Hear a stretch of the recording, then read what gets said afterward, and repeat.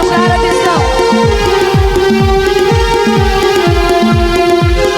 పాపపు బ్రతుకుల నేను పరవశించిన సమయములో దేవా నిన్ను దూషించుచు దూరమైన వేళలో పాపపు బ్రతుకుల నేను పరవశించిన సమయములో దేవా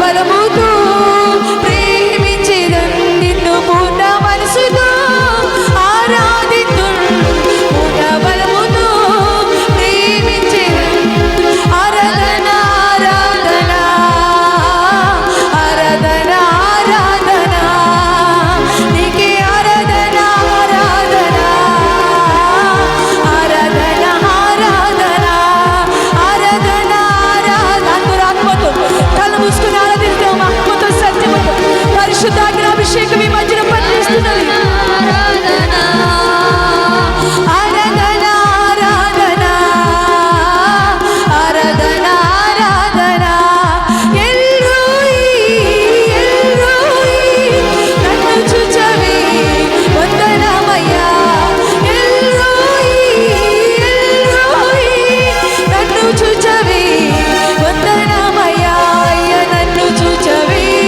వందనమయ్యా అయ్య నన్ను చూచవే వందనమయ్యా అయ్య నన్ను చూచవే వందనమయ్యా అయ్య నన్ను చూచవే వందనమయ్యా నిన్ను పూర్ణ మనసుతో ఆరాధితున్ పూర్ణ బలముతో ప్రేమించేదన్ పూర్ణ మనసుతో ఆరాధితున్ పూర్ణ బలముతో ప్రేమించేదన్ ఆరాధన ఆరాధన ఆరాధన ఆరాధన నీకే ఆరాధన ఆనందిద్దాం ఆత్మ సత్యముతో ఆరాధన ఆరాధన నజరీయుడా నిన్ను చూడాలని ఆశ ఉన్నది నా మదిలో సుందరుడా ఒకసారి నా ఆశ తీర్చవ మనసారా నజరీయుడా నిన్ను చూడాలని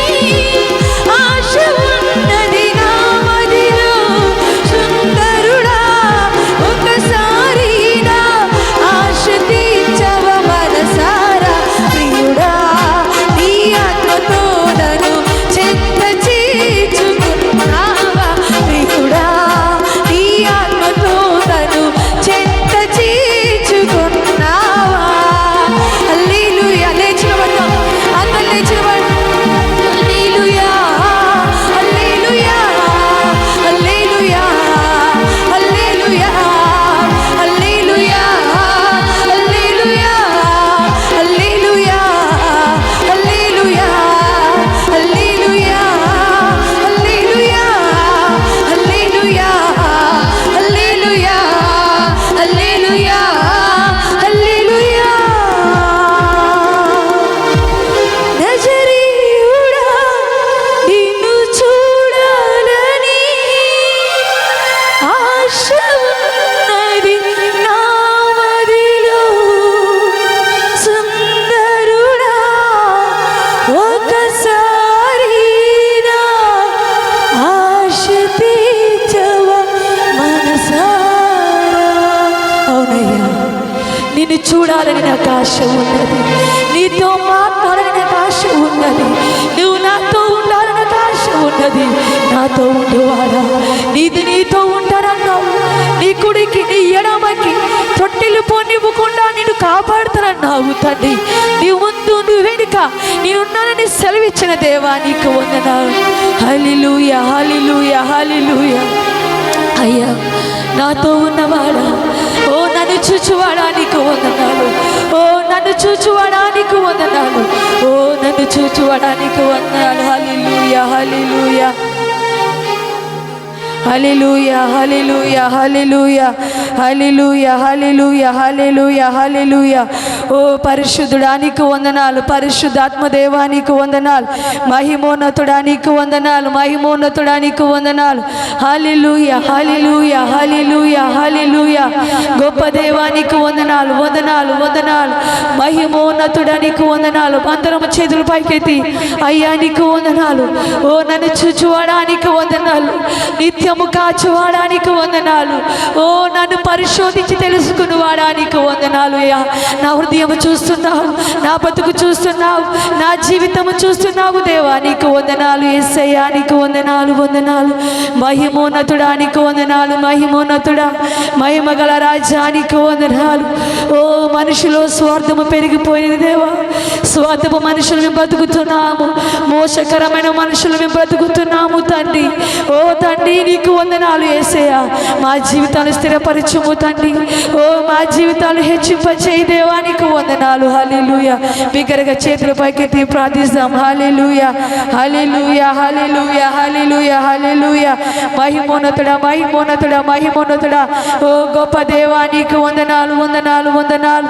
పరిశుద్ధాత్మ దేవా నీకు వందనాలు. హల్లెలూయా, హల్లెలూయా. బిగ్గరగా నోరు తెరవండి అమ్మా, నోరు తెరవండి. హల్లెలూయా, హల్లెలూయా. ఓ దేవా, దేవా నన్ను కాపాడువాడా.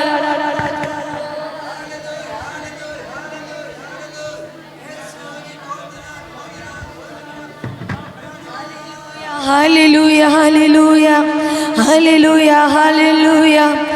నన్ను చూచువాడా,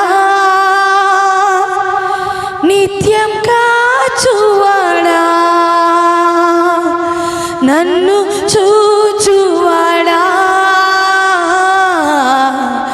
నిత్యం కాచువాడా. పరిశోధించి తెలుసుకున్నావు, చుట్టూ నన్ను ఆవరించావు. పరిశోధించి తెలుసుకున్నావు, చుట్టూ నన్ను ఆవరించావు.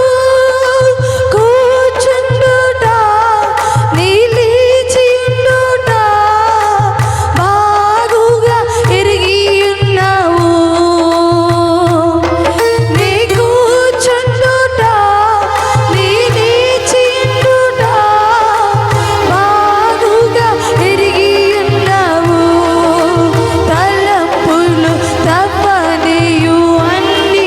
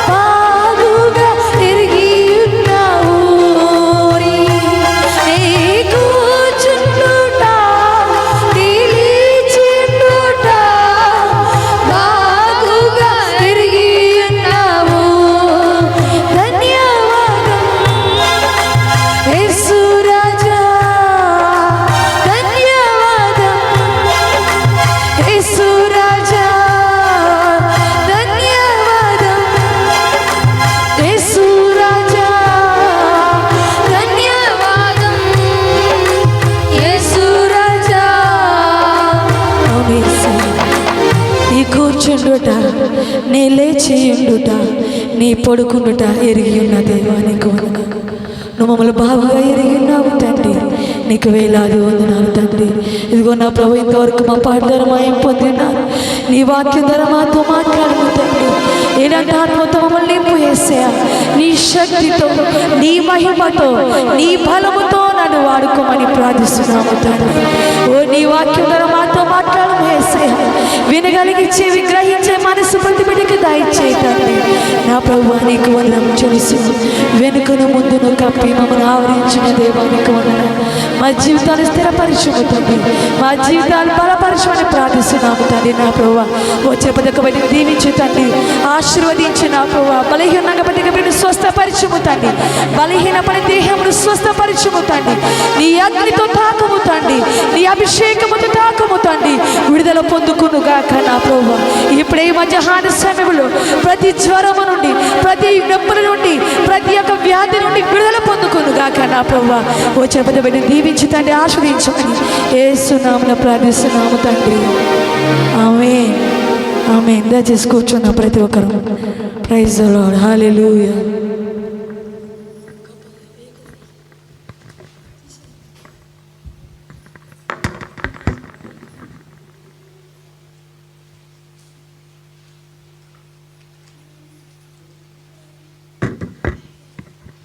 Praise the lord. హల్లెలూయా, హల్లెలూయా.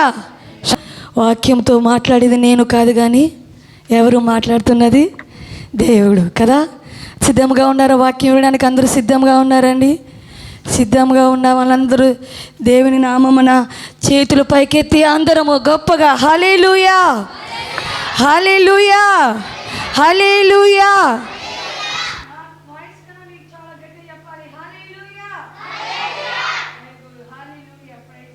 మహిమయు ఘనతయు స్తుతులు అన్నియు ఆయనకి చెల్లునుగాక. Praise the lord. హల్లెలూయా.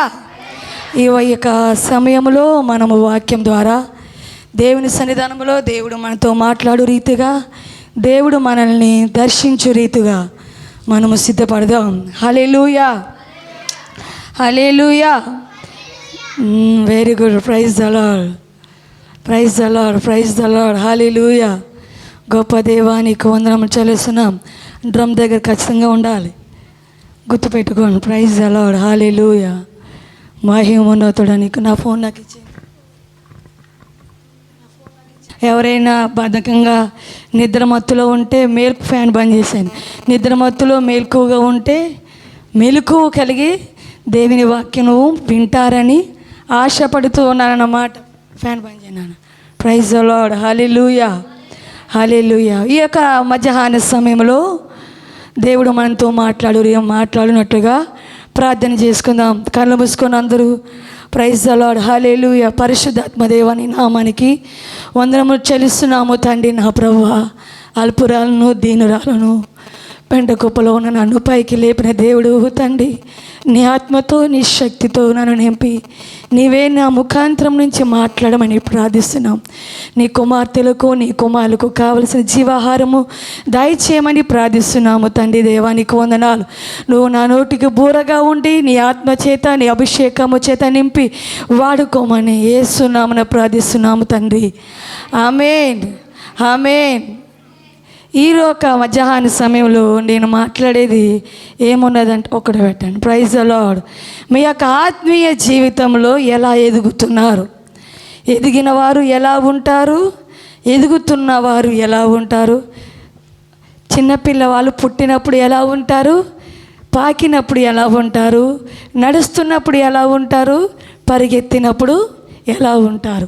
అటు రీతిగానే ఆత్మీయ జీవితంలో మనము కూడా ఎలాంటి వారమండి? చిన్న బిడ్డల వంటి, చిన్న బిడ్డలను పోలి మనము స్టార్ట్ అయిన మన జీవితం. అర్థమైందండి? మన జీవితం ఒకవేళ ఎదురు సీట్లు ఉంటే ఎదురుకు వచ్చేసేయండి. Praise the lord. హల్లెలూయా. మీ యొక్క ఆత్మీయ జీవితంలో ఎంతవరకు మన జీవితాలు కరెక్ట్గా ఉన్నాయి? ఎంతవరకు మనము ఎదిగి ఉన్నాము? ఎంతవరకు మన జీవితాలు మార్పు చెందినాయి? ఎంతవరకు మన జీవితాలు మార్పు చెందినాయి. ఎంతవరకు మనము దీవించబడ్డాము, ఆత్మీయంగా ఎదిగి ఉన్నాము, ఆత్మీయంగా బలపరచబడ్డాము, ఆత్మీయంగా దేవుని సన్నిధానములో మనకిచ్చిన జీవితాలను అర్పించుకున్నామనేది ఈరోజు మనం తెలుసుకుందాం. ఏదో నాకున్న చిన్న జ్ఞానంతో మీకు చెప్పాలనుకుంటున్నాను. వినడానికి సిద్ధంగా ఉన్నారండి? సిద్ధంగా ఉండాలని నమ్ముచున్నాను. ఆత్మీయ జీవితంలో ఎదిగిన వారు ఇలా ఉంటారు అంటే వారు దేవుని సంతోషపెట్టేవారుగా ఉంటారు. మొట్టమొదటిగా ఫస్ట్ సంతోషం ఆ దేవుడు అరుగు ఏం చేస్తారంటే దేవుణ్ణి నమ్ముతారు. ఎలా ఉంటారు? దేవుణ్ణి నమ్ముతున్నారు. అందరూ నాకు వెంటనే ఆన్సర్ ఇవ్వాలి. నేను కొంచెం తేడా. Praise the lord. Hallelujah, hallelujah. ఆత్మీయంగా ఉన్నవారు మొట్టమొదటిగా ఎవరిని నమ్ముతారు? దేవుని నమ్ముతారు. అన్ని విషయాలలో, కష్టాలలో, నష్టాలలో, వ్యాధుల్లో, బాధల్లో, అప్పుల్లో, పాపాల్లో, అన్నిట్లో కూడా దేవుణ్ణి నమ్ముతారు. నమ్మాలి. ఖచ్చితంగా దేవుని సన్నిధానంలో మనము ఉన్నామంటే దేవుని నమ్మినాము కాబట్టే ఉన్నాం. కొంతమంది దేవుని మందిరానికి వస్తారు కానీ బ్యాక్వర్డ్స్ వేరేగా ఉంటాయన్నమాట. వెనక జీవితము వేరేగా ఉంటుంది. వారు నమ్మాలని సిద్ధముగా ఉన్నా ఉంటాడు మన యొక్క ఫ్రెండు, ఆత్మీయులాగా ఉంటాడు కానీ మోసగాడన్నమాట. వాడు ఏం చేస్తాడు? మనల్ని నమ్మొద్దు, ఇవన్నీ జరుగుతాయి ఏంటి అవి అంతా అంతే, వెళ్ళినామా ఇట్లా అన్నామా అయిపోయి అంతే, చాలీగా నువ్వు నమ్మకలేదు దేవుణ్ణి అని. నీకు నమ్మినందుకు నువ్వేమన్నా కోటీశ్వరుడు అయినావా? నువ్వు దేవుని నమ్మినందుకు నువ్వేమన్నా ఇంత పెద్ద జాబు సంపాదించావా? నువ్వు దేవుని నమ్మినందుకు ఏమన్నా నువ్వు ఆరోగ్యంగా ఉన్నావా? నువ్వేమన్నా ముసలోడు అయి ఉంటే పరిగెడుతున్నావా? పొడుసోడు అయి ఉంటే ఎగురుతున్నావా? ఇలాంటివన్నీ కూడా మనకి ఎవరు కలుగు చేస్తారు? మన యొక్క విరోధి అయిన సాతాన్. ఆడెప్పుడు మన పక్కనే ఉంటాడు. అర్థమవుతుందా మీకు అందరికీ? నేను చెప్పేది అర్థమవుతుందండి? నా మాట అర్థమవుతుందా? కొంచెం ఫాస్ట్గా వెళ్తే నాకు చెప్పండి, అక్క నువ్వు చాలా ఫాస్ట్గా చెప్పేస్తున్నావు అని.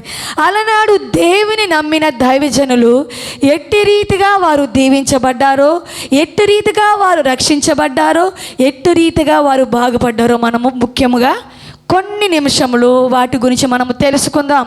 ఆదికాండము 15వ అధ్యాయము 6వ వచనము. అతడు యెహోవాను నమ్మెను, ఆయన అది అతని నీతిగా ఎంచెను. ఆయన అది అతనికి నీతిగా ఎంచెను. ఎవరు నమ్మారు యెహోవాను? చెప్పాలి. ఎవరు నమ్మారమ్మా యెహోవాను?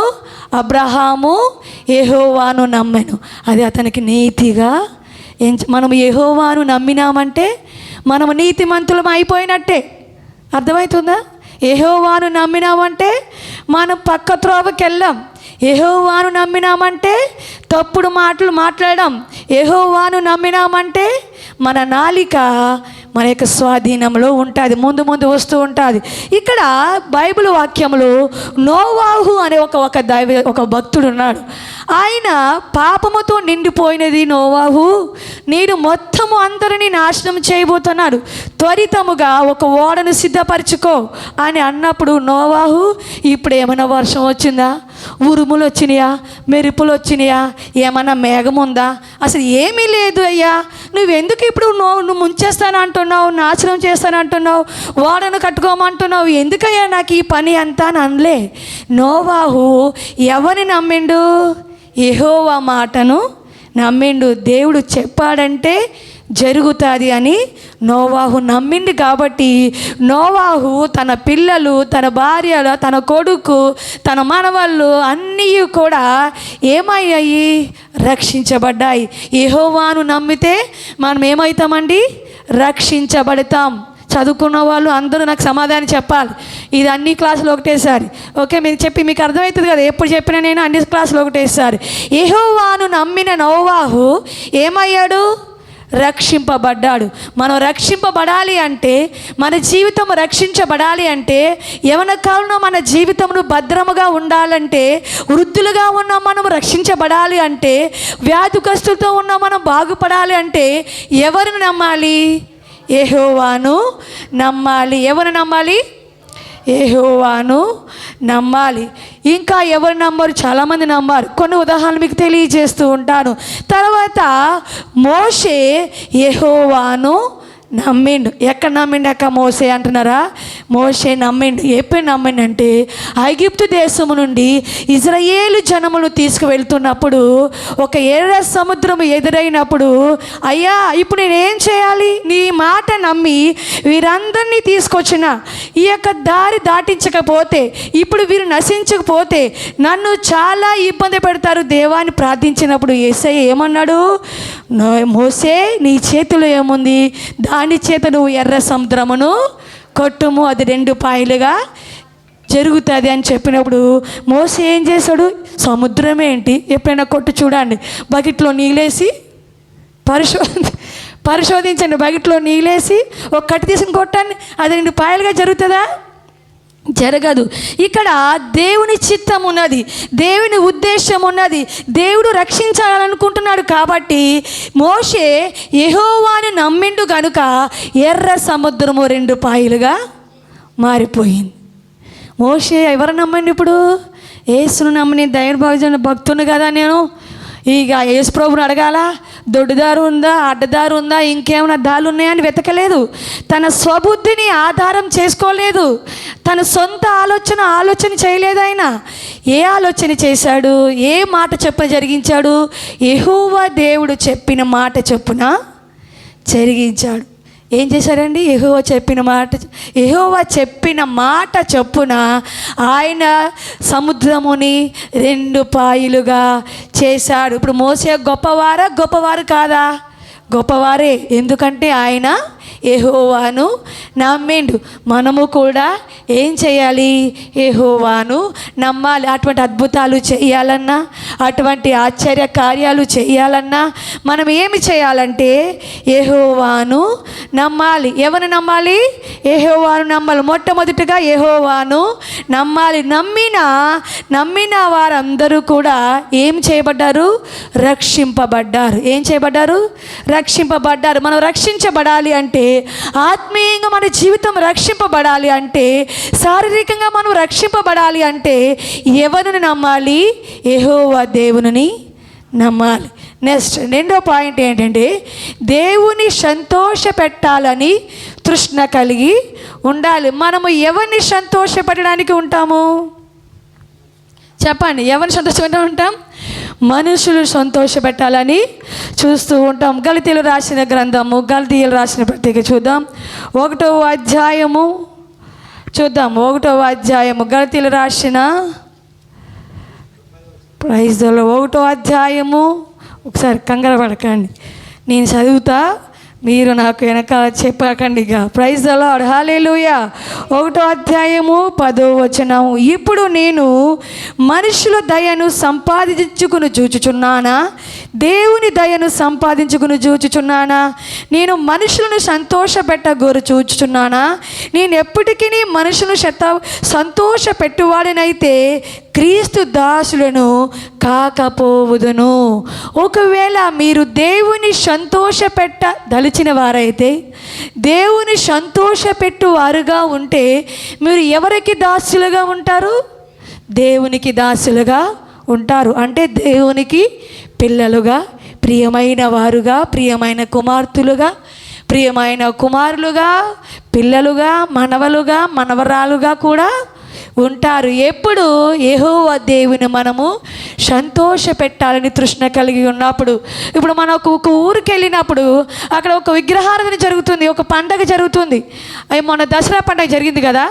దసరా పండుగ జరిగినప్పుడు సెలవులు వచ్చినాయి కదా అని ఎంతమంది ఊర్లకు వెళ్ళారా? వెళ్ళే ఉంటారులేండి, చెప్పకపోయినా పర్వాలేదు. ఎందుకంటే మళ్ళా ఇలా అడిగిందంటే వెనకాల ఏదో ఉంటుందిరా మర్మం అనుకుంటారు. అక్కడ వెళ్ళినప్పుడు అక్కడ ఏం జరుగుతుంది? వాళ్ళు టింగా టింగా టింగా అని చేస్తూ ఉంటారు కదండి. వారి యొక్క ఆచారాల ప్రకారం, వారి యొక్క పండుగల ప్రకారం చేస్తారు. మీరేం చేస్తారు? అయ్యో, నేను కూడా దీన్ని ఏకీభవించకపోతే, నేను కూడా వీళ్ళలో పాటు డ్యాన్సులు వేయకపోతే, మనం ఏమవుతాము? ఈ యొక్క వంశం నుంచి వేరేపరచబడిపోతాం రా బాబు. ఈ యొక్క గొప్ప ఇంటి పేరు నుంచి దూరం అయిపోతాం, మనం ఈ యొక్క గొప్ప కుటుంబం నుంచి వేరుగా అయిపోతామని వాళ్ళని సంతోషపెట్టడానికి, వాళ్ళ మెప్పును పొందడానికి, వాళ్ళ యొక్క దయను పొందడానికి ఏం చేస్తాము, మనము కూడా ఏకమై పోచున్నాం. అటువంటి వారు దేవునికి దాసులు కారు.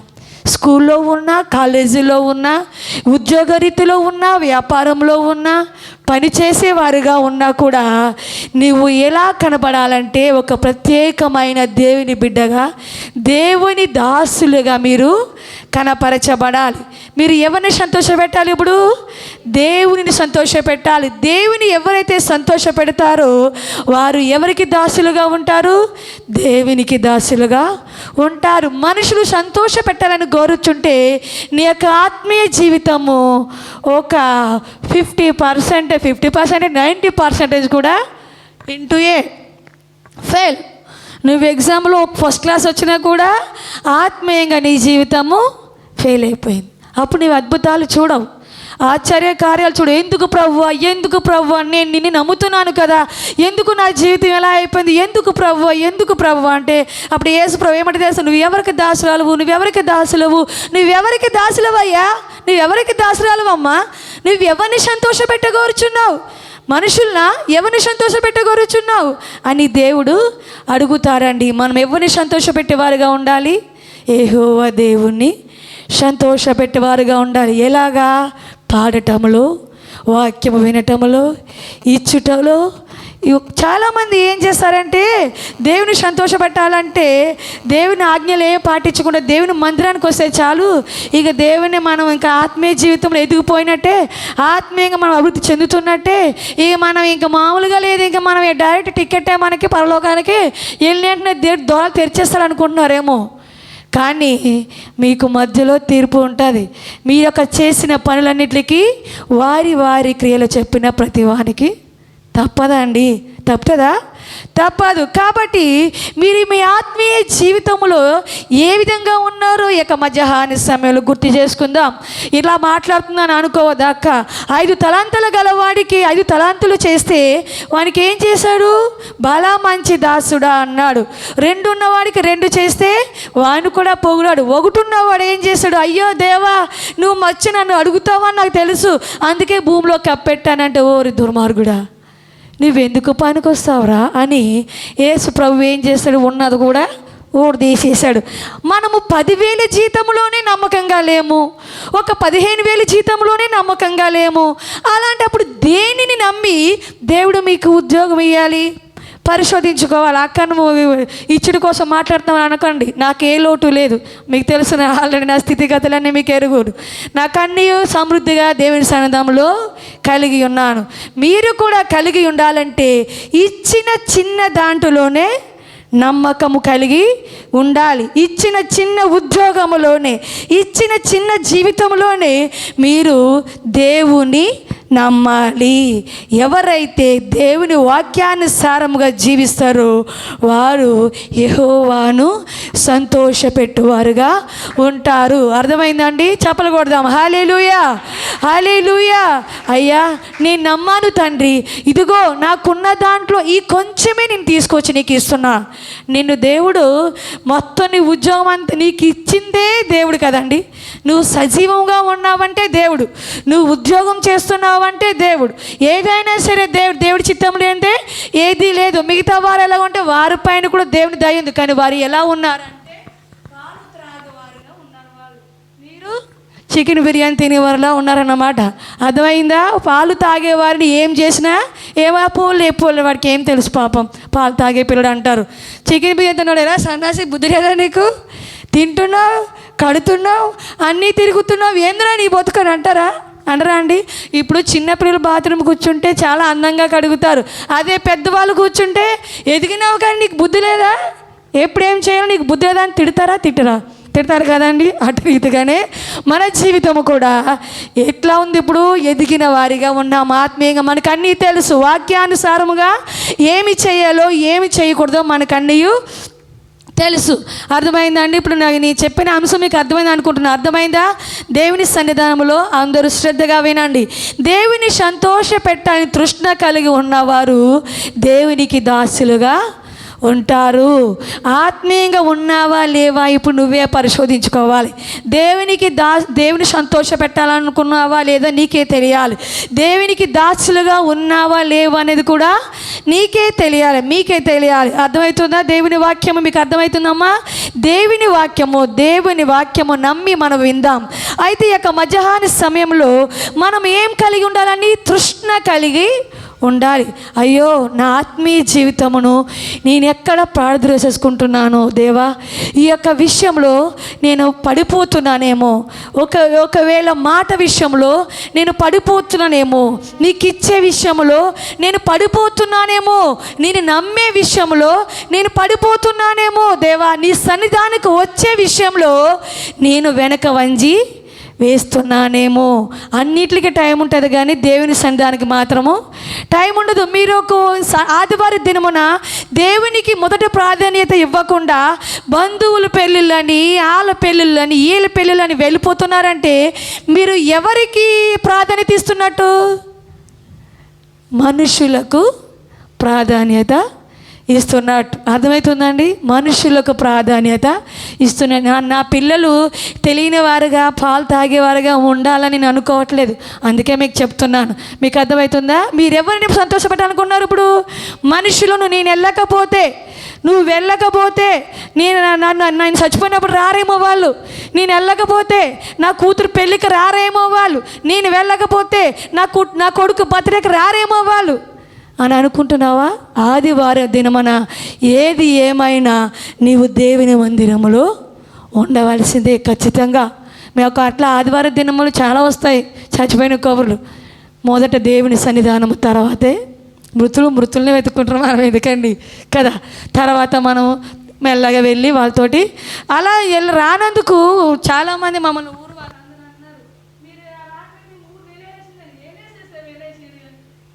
చేయనియండి, కానీ మాకు మొదట దేవుని పని ముఖ్యం. ఎందుకంటే మేము కుటుంబముగా బ్రతికి ఉన్నామంటే అది దేవుని కృప, అది దేవుని యొక్క కృప. దేవుని కృప లేనిది నేను బ్రతకలేను కదండి.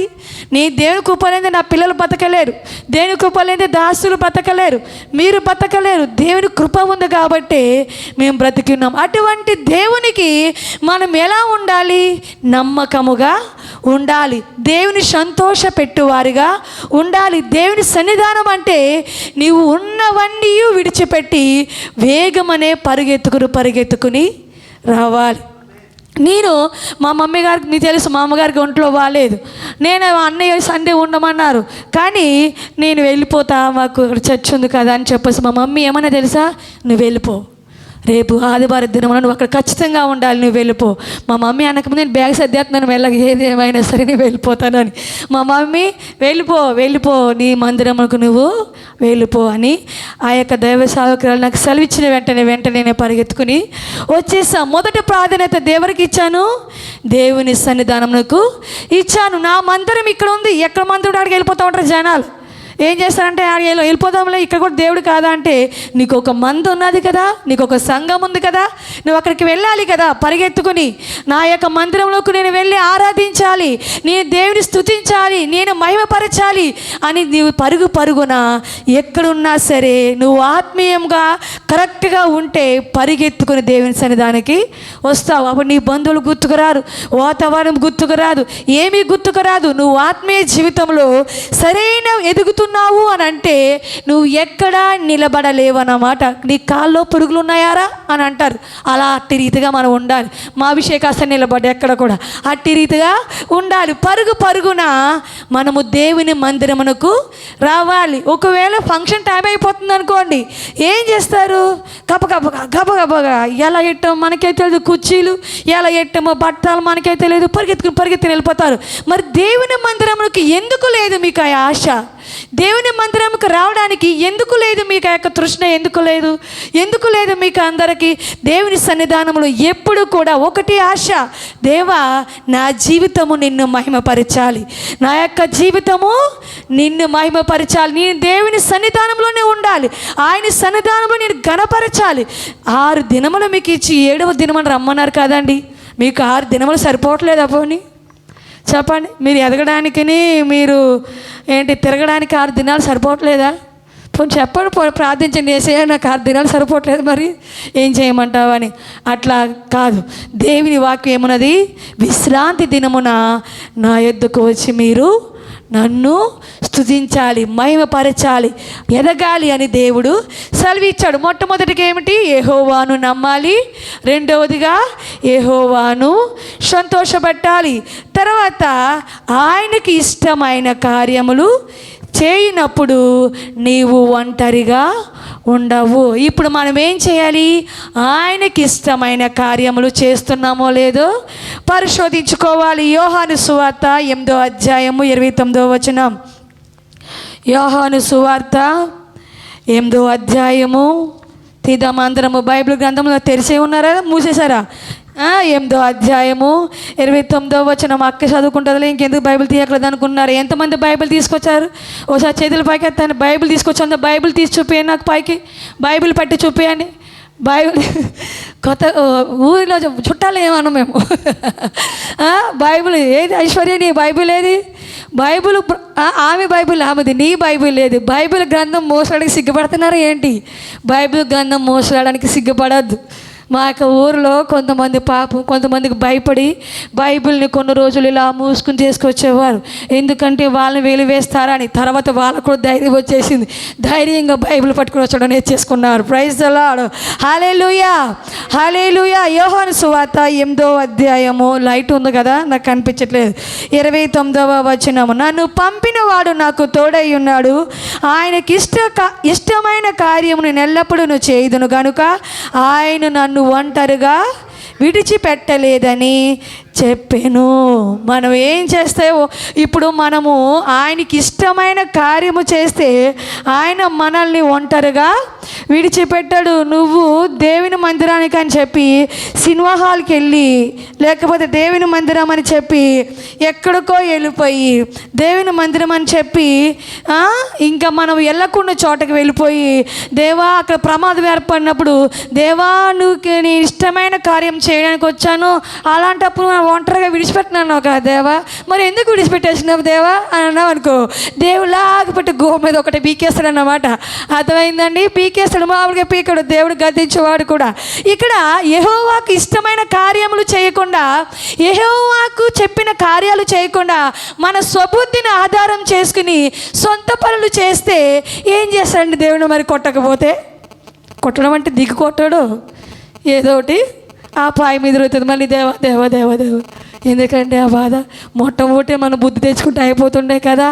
ఆయన నాకు ఇష్టమైన కార్యము చేస్తే నిన్ను ఆయనకి ఇష్టమైన కార్యం మనం చేసినప్పుడు దేవుడు మనల్ని ఒంటరిగా విడిచిపెట్టడు. ఇప్పుడు మనము ఏదో కన్నం పిల్లల్ని, వాళ్ళని ఏమన్నా కొంచెం అలరి చేస్తే, ఏమైనా తప్పు చేస్తే మనకి ఎంత కోపం వచ్చేస్తుందండి కదా, ఎంత కోపం వచ్చేస్తుందో వాళ్ళని పట పట పట పీకి పడేస్తూ ఉంటాం. పెద్ద ఏదో నువ్వు 9 మాసాలు మోసి కన్నందుకు నీకు అంత కోపం వస్తే, మరి నీలో జీవము నింపి నిన్ను ఎదిగిస్తున్న దేవుడు, నేను బతికిస్తున్న దేవుడికి ఇష్టమైన కార్యాలు చేయకుండా మనుషులకి ఇష్టమైన కార్యాలు చేస్తే, భలే చేస్తున్నావమ్మా, ఇలాగే నడువు, తప్పు త్రావులో నడువు, అవునవును ఇలాగే ఇదే కరెక్ట్, అరే నువ్వు అస్సలు నా మాట వినొద్దు, నువ్వు ఇలాగే ఉండు అంటాడండి దేవుడు? అంటాడా? అనడు కదండి. నీవు ఆయనకి ఇష్టమైన కార్యాలు చేస్తూ కూడా నువ్వు అపాయములో ఉంటే దేవుడు నిన్ను ఒంటరిగా విడిచిపెట్టాడు. నువ్వు దేవుని కోసము ఆ మనుషులతో పోరాడి గెలిస్తే నిన్ను ఒంటరిగా దేవుడు విడిచిపెట్టాడు. నీ ఉద్యోగంలో విడిచిపెట్టాడు, నీ యొక్క పనులలో విడిచిపెట్టాడు. నీకు వ్యాధి వచ్చిందా, నీ కొడుకులు నేను చూసుకోవట్లేదా, నీ కూతురు నేను చూసుకోవట్లేదా, నీకు భర్త లేడా, భర్త చూసుకోవట్లేదా, భార్య లేదా, ఏమున్నా ఏమి లేకపోయినా ఆయనకి ఇష్టమైన కార్యాలను చేస్తున్నప్పుడు దేవుడు నిన్ను ఒంటరిగా విడిచిపెట్టాడు. విడిచిపెట్టాడా అండి? చెప్పలు కొడదాం. మీకు ఒక ఎంకరేజింగ్గా ఉన్నదన్నప్పుడు మీరు చెప్పలు కొట్టి మిమ్మల్ని మీరే అభినందించుకొని, దేవా ఇకనైనా సరే నేను నీకు ఇష్టమైన కార్యాలే చేస్తాను, ఆయనకి ఇష్టమైన కార్యాలని చేయాలని ఒక నిర్ణయం తీసుకోండి. ఈ యొక్క రోజు ఏం చేస్తారంటే, నా ఫోన్, ఈ యొక్క రోజు మీరు ఏం చేస్తారంటే ఒక నిర్ణయాన్ని తీసుకోండి. ఉంది. Praise the lord, hallelujah. ఈ యొక్క సమయంలో మీరు ఏం చేయాలండి? ఏం చేయాలి? దేవునికి ఇష్టమైన కార్యాలు చేయాలి. అప్పుడు మీరు ఏం చేయబడరు? ఒంటరిగా ఉండరండి. దేవుడు మిమ్మల్ని ఒంటరిగా విడిచిపెట్టాడా? అయ్యో దేవా, నేను నీకు ఇష్టమైన కార్యాలన్నీ చేశాను కానీ నువ్వు నన్ను ఒంటరిగా విడిచిపెట్టావంటే దేవుడు లేకపోతే ఒక గోమేవుడు వీసా, అరే నువ్వు నాకు ఇష్టమని ఏం చేసినావు రా బాబు అని అంటాడు. ఇక్కడ ఇద్దరు అన్నదమ్ములు ఉన్నారు, కయ్యేను, హేబేల్. ఇద్దరు కూడా మంచిగా వ్యవసాయం చేస్తూ పని చేస్తూ వారి యొక్క పనులలో వృత్తుల్లో కొనసాగుతున్నప్పుడు ఇక్కడ మొట్టమొదటి ప్రథమ ఫలములు దేవుని మందిరమునకు తీసుకురావాలని వాక్యం ద్వారా తెలుసుకున్నప్పుడు కయ్యేను ఏం చేశాడో తెలుసా? కయ్యేను అతనికి బాగా ఉన్నాయి పక్కకెట్టి, అరే ఈ బాగా ఉన్నాయి, గిరాకు బాగా వస్తాయి, వీటికి బాగా పైసలు వస్తాయి అని చెప్పి ఏవైతే పుచ్చిపోయి కుళ్ళిపోయి ఉన్నాయో, ఏవైతే పనికి రాకుండా ఉన్నాయో అవన్నీ తీసుకొచ్చి, యెహోవా నువ్వు నాకు ఇచ్చావు కాబట్టి నేను నీ యందు నమ్మిక ఉంచి నీ మాటకు లోబడి నీ యొద్దకు బలి అర్పణ తీసుకొచ్చాను అన్నాడు. కానీ హేబెల్ ఏం చేశాడు? ఆ యొక్క తనకున్న దాంట్లో మంచివైనవి, శ్రేష్టమైనవి, మొట్టమొదటివి దేవుని మందిరమునకు తీసుకొచ్చారు. అన్ని పనులు అయిపోయినాక దేవుని పని కాదు, మొదట దేవుని పని, తర్వాత మిగతా పని. చాలామంది ఏం చేస్తారంటే, ఇప్పుడు నేను ఖాళీగా ఉన్నాను కదా, ఇప్పుడు ప్రార్థన పెట్టండి, ఇప్పుడు నేను ఖాళీగా ఉన్నాను కదా, మీరు ఇప్పుడు ప్రార్థన పెడతారా లేదా అని అన్న రీతిగా ఉండొద్దు. బిజీ లైఫ్లో ఇక్కడి నుంచి మీరు రెడీగా ఉండాలి. ఈ యొక్క ప్రార్థన కూడిక జరుగుతుందమ్మా, పలానా టైంలో పలానా ఒక తేదీన దైవ సేవకులు వస్తున్నారు, ప్రార్థన కూడిక ఏర్పరుస్తున్నామంటే ఉన్న పాటుగా మీరు ఏం చేయాలి? సెలవు పెట్టుకోవాలి. ఇక్కడి నుంచి రెడీగా ఉంటారు అందరూ? రెడీగా ఇంకా మీరు ఆత్మీయంగా ఎదగాలి, అనేక మంది దైవ సేవకులు మీరు బలపరచబడాలని నేను ఆశపడుతున్నాను. కాబట్టి మీరు అందరూ సిద్ధముగా ఉండాలి. ఇక్కడ ఏమంటున్నాడు? నీ అమూల్యమైన సమయమును దేవునికి ఇవ్వాలి. నీకు వేస్ట్ అయిపోయిన టైము మధ్యాహ్నం 12 గంటలకి, రాత్రి 12 గంటలకి, లేకపోతే తెల్లవారుజామున 2 గంటలకి కాదు. నీవు ఎప్పుడు టైం ఇవ్వాలి దేవుని సన్నిధానానికి? తెల్లవారుజామున 3 గంటలు మొదలుకొని రాత్రి పడుకునే అంతవరకు కూడా నువ్వు దేవునికి సమయం ఇచ్చేవాడిగా ఉండాలి, సిద్ధముగా ఉండాలి. ఈ టైంలో టైంలో నువ్వు రావాలి దేవుని సన్నిధానానికంటే పరిగెత్తుకుని రావాలి. నువ్వు ఎక్కడున్నా కూడా దేవుడు పని చేసేవారిగా ఉండాలి, దేవుని మహిమపరిచేవారుగా ఉండాలి. ఇప్పుడు మొదటగా మన సంఘంలో ఉన్న పనులు విడిచిపెట్టి వేరే సంఘానికి వెళ్తే ఎలా ఉంటుందండి? ఇప్పుడు మన సంఘంలో ప్రార్థన ఉంది, మన సంఘంలో ఉపవాస ప్రార్థన ఉంది, మీరు అది మానేసి వేరే వాటికి వెళ్ళి వేరే వాటి వైపు దృష్టి పెడితే అది ఎలా ఉంటుంది? మీకు ఎలా ఉంటుంది చెప్పండి? మీ పిల్లలు మీరు చెప్పిన పని చేయకుండా వేరే పని చేస్తే మీకు ఎంత కోపం వస్తుందా రాదా? ఆత్మీయ తల్లిదండ్రులుగా మాకు కూడా అదే కోపం వస్తుంది, దేవునికి కూడా అదే కోపం వస్తుంది. ఏంటి, నీకు ఇంత అమూల్యమైన టైం ఇస్తే నువ్వు నా సన్నిధానికి రాకుండా నీ స్వబుద్ధిని ఆధారం చేసుకుని నీ సొంత పనులకి వెళ్ళిపోతావా లాభం కోసం అని దేవుడు ఏం చేస్తాడండి? క్వశ్చన్ చేస్తాడు. ఇక్కడ దేవుడు ఏమన్నాడంటే, నీకు ఇష్టమైనది దేవునికి కావాలి, అలాగని బలి కోరలేదు. నీకు ఇష్టమైనది ఏంటి? టైం. నీకు ఇష్టమైనది ఏంటి? మనీ. అందులో నీవు ఏమేమి ఇయ్యాలో, ఎంత ఇయ్యాలో కూడా బైబిల్ గ్రంథంలో ఇంకోసారి ధ్యానిద్దాం. ఇయ్యాలని ఉన్నది. అక్కడ అబ్రహాముకి ఇష్టమైన కుమారుడు లేక పుట్టాడు ఇస్సాకు. కానీ దేవుడు ఏం చేశాడు? ఆయన విశ్వాసాన్ని పరిశోధించాడు. నీకు ఇష్టమైన ఒక్కగానొక్కమైన కుమారుని ఇస్సాకుని నాకు బలి అర్పించు అబ్రహాము అన్నాడు. అప్పుడు అబ్రహాం ఏం చేశాడు?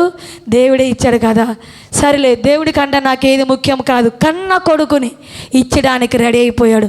అలాంటిది మీరు ఆఫ్టర్ మీకున్న జీతంలో కొంచెము దశంభాగం ఇవ్వండమ్మా, కొంచెము కానుక ఇవ్వండమ్మా, వాళ్ళ ఫస్ట్ సండే భోజనాలు పెట్టుకుంటాము, ఇంత వేసుకుంటాము అంటే మీరేం చేశారా? అమ్మో 100 రూపాయలు, 1000 రూపాయలు, 100 రూపాయలు ఇస్తే 900 కదా ఉంటాయి, 1000 రూపాయలు లేవు కదా అనుకుంటారు. మన్నాడే మీరేమవుతారంటే మీకే వదిలేస్తారు, తర్వాత ఏమవుతుందా 100 రూపాయలు.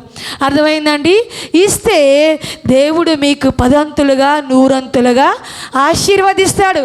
ప్రతి చిన్నదాన్ని ఇంత ఇయ్యాలా అంత ఇయ్యాలా ఆలోచన చేయకండి. మిమ్మల్ని ఎవరు ఉద్యోగం చేసింది జీతం మొత్తం దేవుడికి ఇవ్వట్లేదు.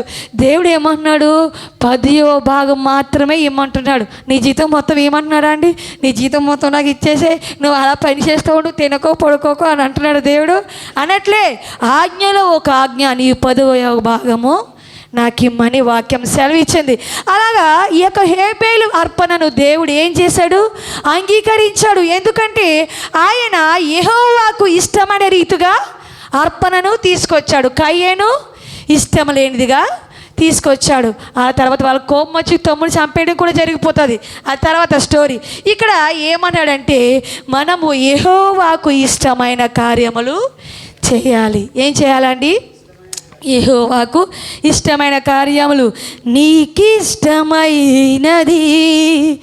కావాలి దేవునికి, బలి అర్పణ కోరలేదు దేవుడు, బలి అర్పణ కోరలేదు దేవుడు.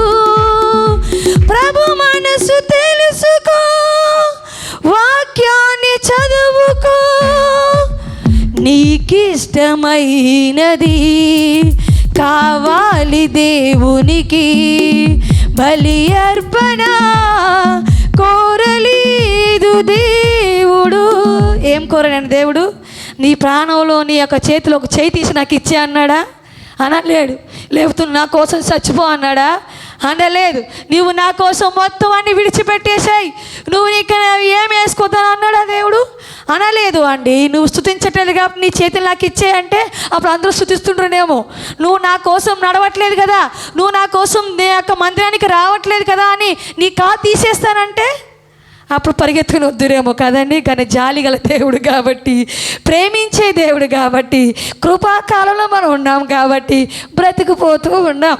ఇప్పుడు మనం ఆత్మీయ జీవితంలో ఎట్టి రీతిగా ఉన్నామో ఈ 3 అంశాలు మీరు గుర్తు చేసుకోవాలి. అది మీ వంతుకే విడిచిపెడుతున్నాను. యవ్వన కాలంలో కూడా ఎట్టి రీతిగా ఉన్నాము కూడా మనము తెలుసుకోవాలి. మొట్టమొదటిగా యెహోవాను నమ్మాలి. 2 దేవుని సంతోషపెట్టువారుగా మనం ఉండాలి. 3వది ఆయనకి ఇష్టమైన కార్యములు చేయువారిగా మనము ఉండాలి. ఇంకో 4వది ఏమిటంటే దేవునికి నమ్మకముగా ఉండాలి. ఎవరికి నమ్మకంగా ఉండాలి? దేవునికి నమ్మకముగా ఉండాలి. నమ్మకంగా లేక లోకంలో ఉన్న మనుషులకే మనం నమ్మకంగా లేకపోతే వాళ్ళు ఏం చేస్తారండి? మనల్ని పీకి పాడేస్తారు.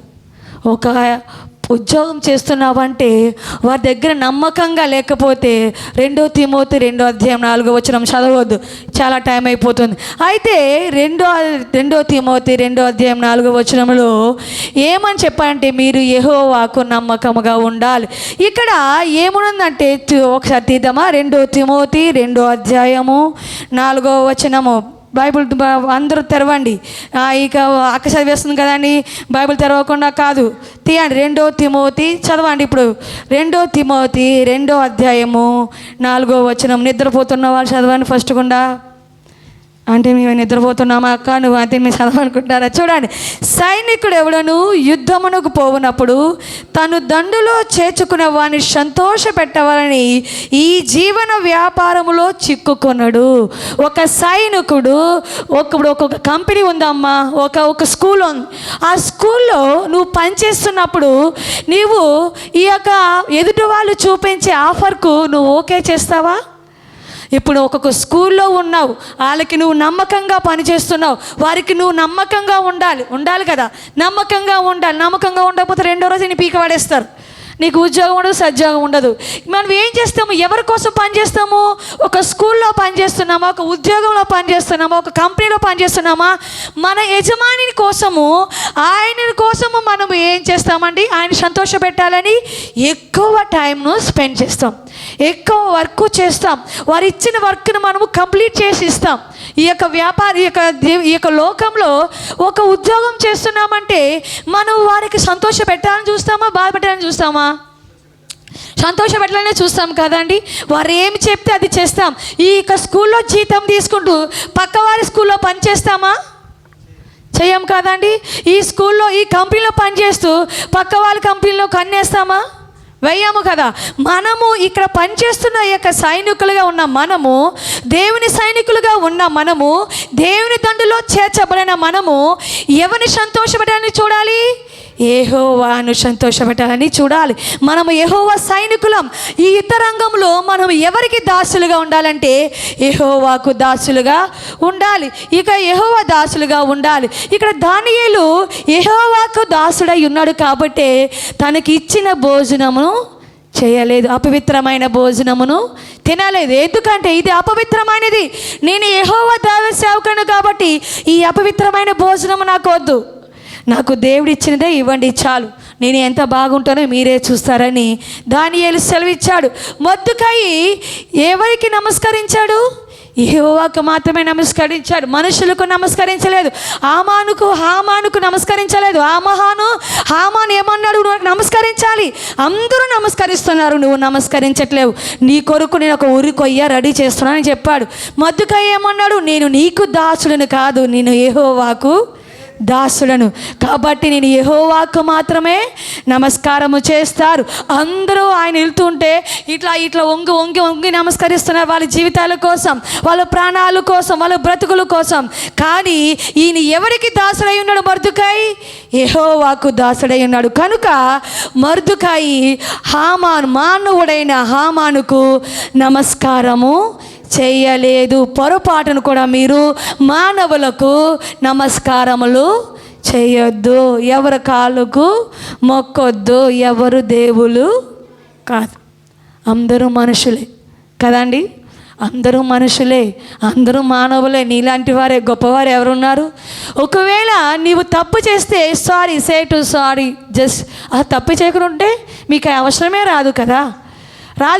దేవుని పిల్లలుగా ఉన్న మనల్ని తలగా చేస్తాడు, తోకగా చేయనన్న దేవుడు తలగా చేస్తాడు, తల ఎత్తుకొని వారిగా చేస్తానన్నాడు. అట్లాంటప్పుడు మీరు తప్పు చేసేవారిగా ఉండకూడదు. మీరు దేవుని సైనికులు అంటే ఎలా ఉండాలి? అప్రమితముగా ఉండాలి, ఎప్పుడూ మెలకువగా ఉండాలి. అయ్యో దేవా, ఈ యొక్క సమయంలో ఈ యొక్క మాట విషయంలో నేను పడిపోతున్నానేమో దేవా, నన్ను మాటలో విషయంలో పడిపోకుండా కాపాడు. ఈ యొక్క మనీ విషయంలో పడిపోతున్నానేమో, ఈ యొక్క వ్యాపారంలో పడిపోతున్నానేమో, లేకపోతే ఈ యొక్క ఉద్యోగంలో పడిపోతున్నానేమో, పడిపోకుండా నన్ను కాపాడు దేవాని యెహోవాకు మీరు దినదినము మొర్ర పెట్టాలి. ఎప్పుడు దేవుడు చూస్తున్నాడనే విషయం మర్చిపోద్దు.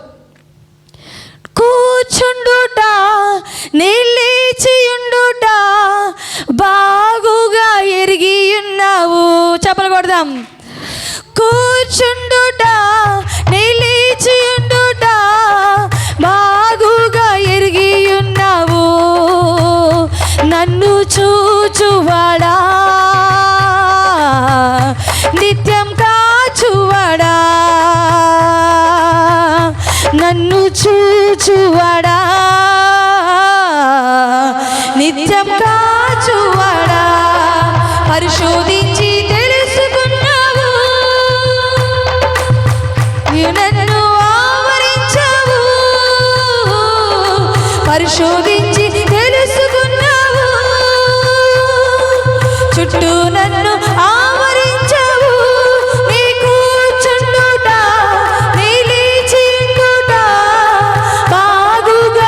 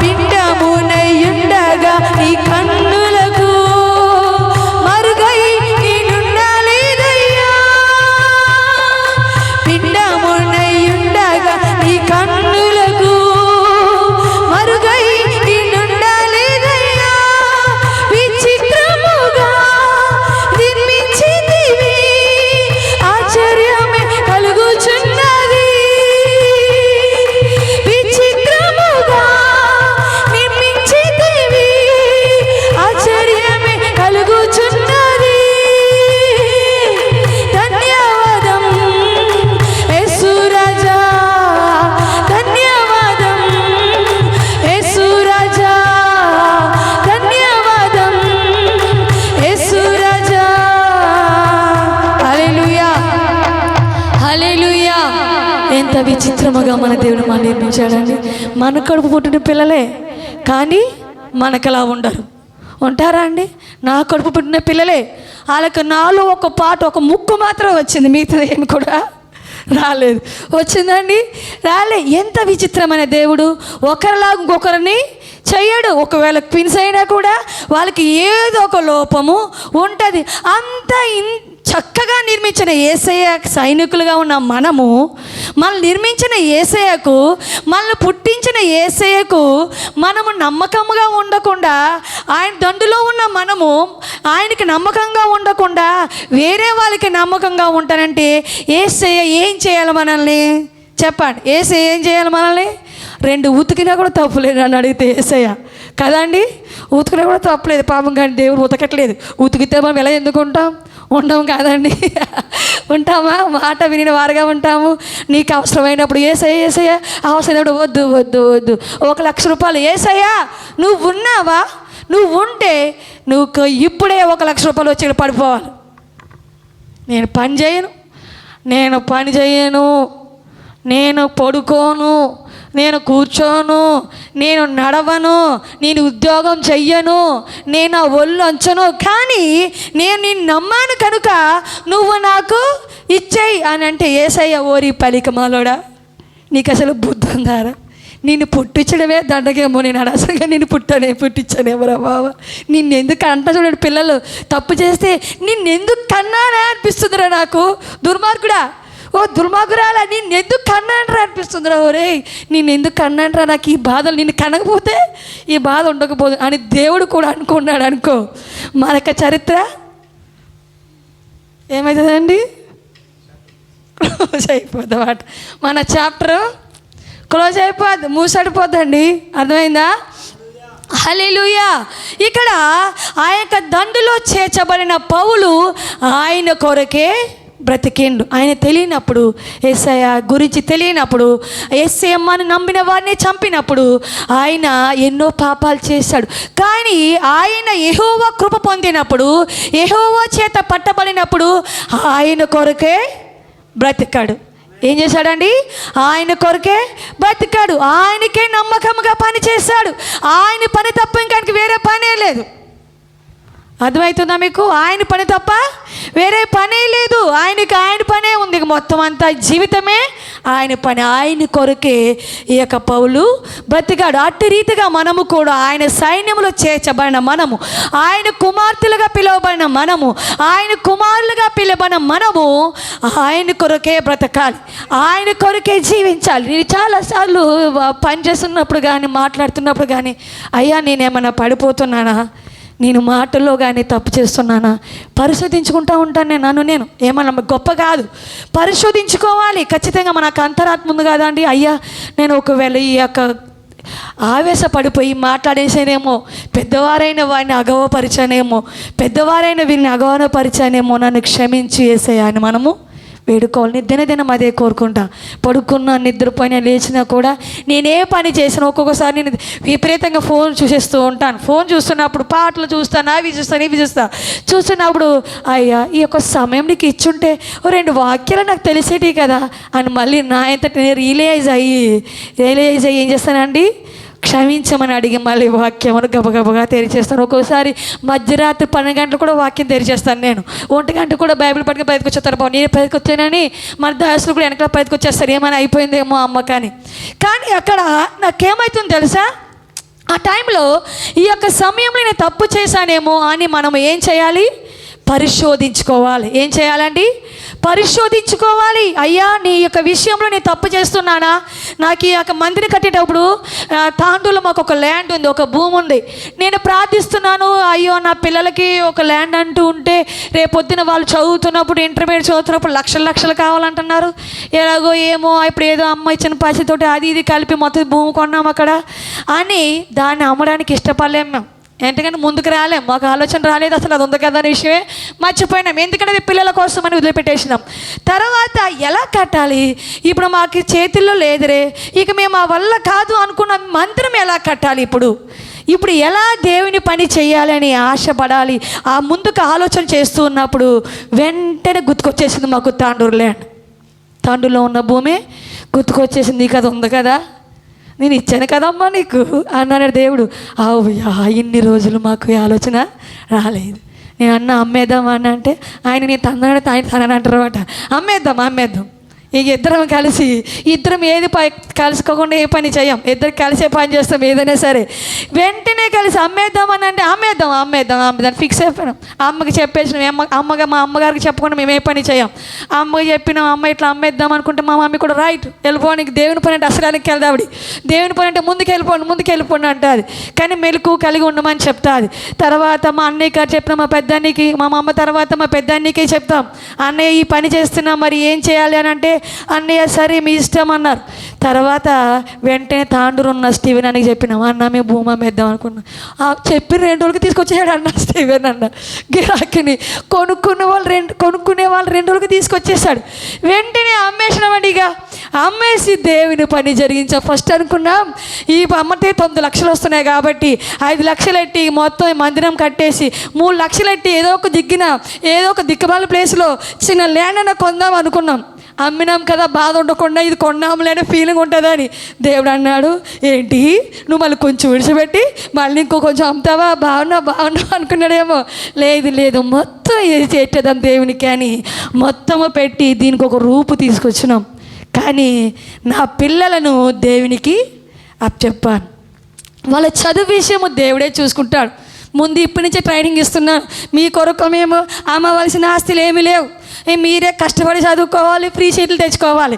ముందే చెప్తున్నాం, నేను చదవము, మేము కూర్చుంటాము, తొక్కు మార్కులతో పాస్ అవుతాము అంటే మీ ఫీజు మేము కట్టలేమయ్యా, తీసుకెళ్ళి ఏ గవర్నమెంట్ కాలేజీలో వేసి పడేస్తామని చెప్పిన ముందే. అర్థమైందని. కాబట్టి నేను మొదటి ప్రాధాన్యత ఎవరికి ఇచ్చాను? దేవునికి ఇచ్చాం. మేము మొదటి ప్రాధాన్యత ఎవరికి ఇచ్చాము? దేవునికి ఇచ్చాము. ఉన్నదాన్ని అమ్మేసినాం. అదొకటే మా ఆస్తుంది, అది ఇంకా అదొకటే అమ్మేసినాం. ఇంకా మిగతాదంతా మా మామయ్య సంపాదించింది. మా మేము అమ్మడానికి మేము అర్హులం కాదు కాబట్టి మాకు సంబంధం లేదు. ఇప్పుడు మా అమ్మగారు ఇచ్చిన పైసలు పిల్లలకి పాపం పైసలు బ్యాంకులో ఫిక్స్డ్ డ్రాప్ చేయమ్మా అని చెప్పారు. చెప్తే మేమేం చేసినాం, అలాగే అమ్మ అని ఊపినాం. తర్వాత అవి తీసుకొచ్చి స్లాబ్ వేసేసినాం. మా మమ్మీకి డౌట్ వచ్చి పిల్లలకి ఇచ్చిన పైసలు ఏం చేసినావు అని, స్లాబ్ వేసినావా, మంచిదానివి, స్లాబ్ వేసినావా, నా అమ్మాయి బాగా చేసినావు, ఇప్పుడు వేసేసినావు, రేపు పొద్దున్న ఏం చేస్తావు దేవుడే చూసుకుంటాడు, ఏమో మళ్ళీ ఎవరిని ఇస్తారేమో ఎవరు తెలుసు కదా అని అలా అమ్మమ్మ ఇచ్చిన పైసలు మొత్తం తీసుకెళ్ళి పాడేసినాం. అలా అమ్మమ్మ పెట్టిన బంగారం మొత్తం అమ్మి పాడేసినాం. అమ్మి దేవుని మందిరమునకు మేము ఇచ్చాం. ఎందుకంటే మా మమ్మీకి దేవుడు ఇచ్చాడు కాబట్టి నాకు మా మమ్మీ ఇచ్చింది కాబట్టి మొట్టమొదటిగా దేవుడే ఇచ్చాడు కదండి. కాబట్టి దేవుడే మళ్ళీ ఏదో ఒక రూపంలో నా పిల్లల్ని పెంచుతాడులే, పోషించుతాడులే అని దేవుని పైన భారం మోపి మొదట దేవుని పని అని చెప్పి మా స్వదాగా అమ్ముకునే హక్కున్న భూమి అది ఒకటే, అది కాస్త అమ్మేసాం. సంతకాలు మామూలుగా ఎట్లేదు, ఏమన్నా మోస్తూ సంతకాలు గీక పడేసినాం, అంతే అయిపోయి ఇచ్చేసినాం, అమ్మేసినాం. అప్పుడు దేవుని కార్యం చేసాం. తర్వాత మాకు భయం లేదండి, అసలు భయపడలేదు మేము. ఎలాగా ఏంటి ఇది చదువు ఎలాగా రావట్లేదు ఆలోచన మాకు. చూసుకుంటలే దేవుడు ఏదో కానీ మాత్రం వాళ్ళకి చెప్తున్నాం, మీకోసం ఈ పని ఇంకా మేము చదివి ఎక్కడికైనా వెళ్ళాలనుకున్నామంటే మీకోసం అమ్మడానికి ఏమీ లేవు, నాకున్న బంగారం తప్ప అని చెప్తున్నా. అది కూడా ఎట్టేసినాను అనుకో, బ్యాంకులో పెట్టేసినామని అది కూడా.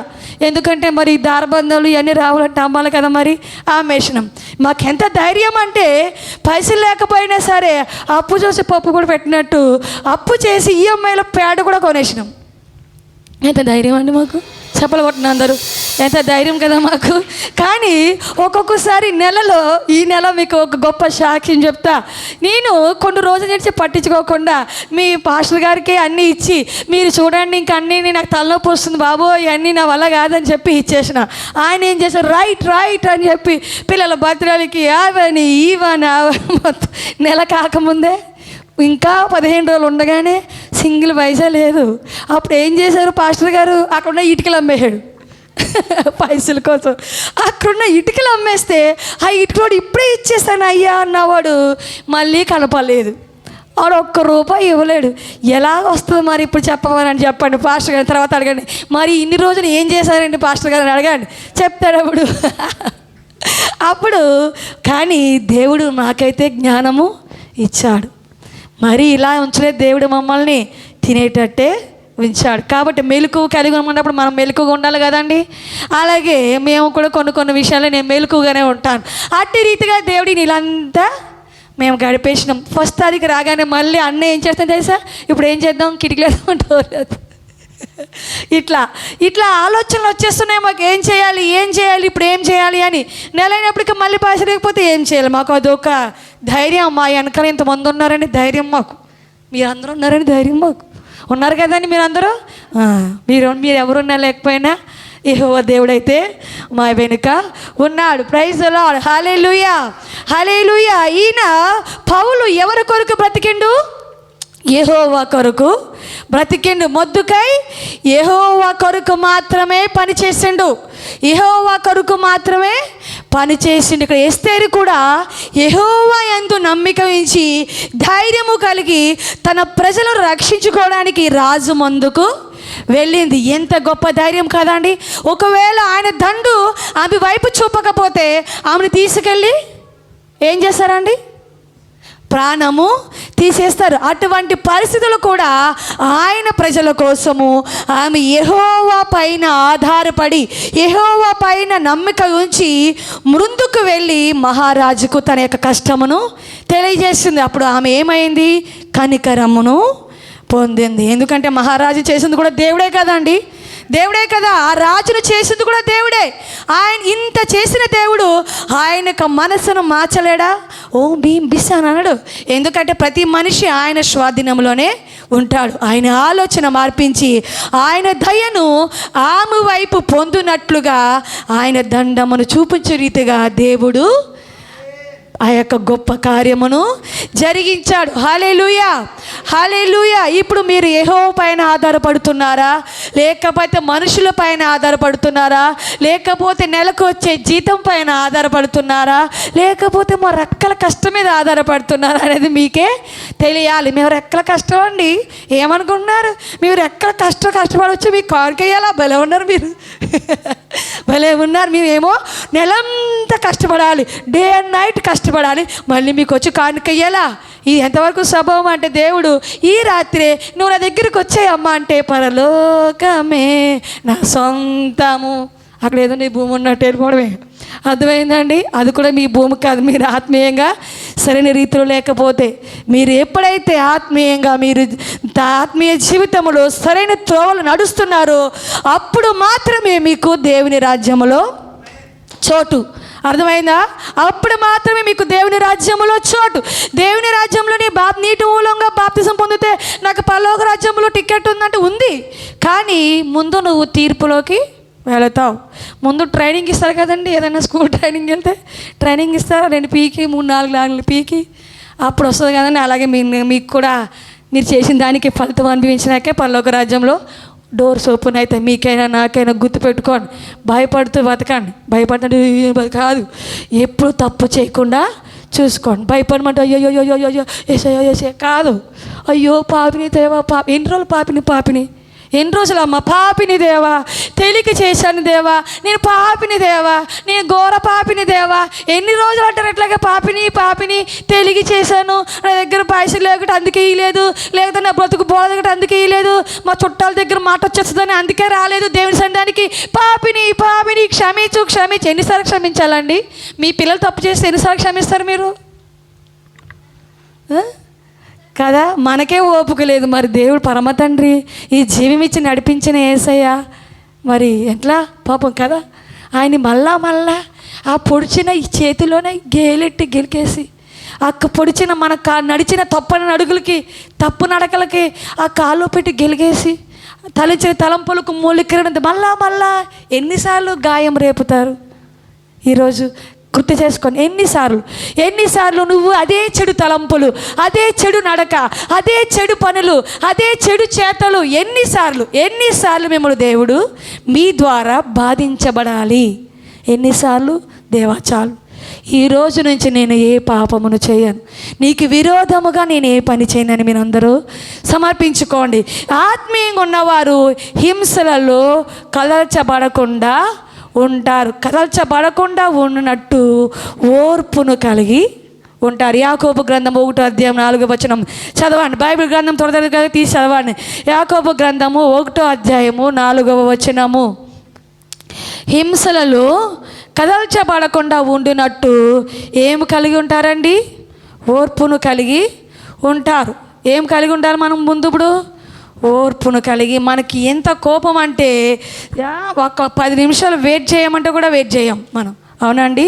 1:4 మీరు సంపూర్ణులను అనునాంగులను ఏ విషయంలోనైనా కొదువు లేని వారునై ఉండునట్లు ఓర్పు తన క్రియను కొనసాగింపనీయుడి. మీరు కొదువు లేని వారిగా ఉండాలంటే మీరు ఏమి కలిగి ఉండాలి? ఓర్పు కలిగి ఉండాలి. ఏం కలిగి ఉండాలి? అదే మనకు ఉండదు, అసలు ఓర్పే ఉండదు మనకి.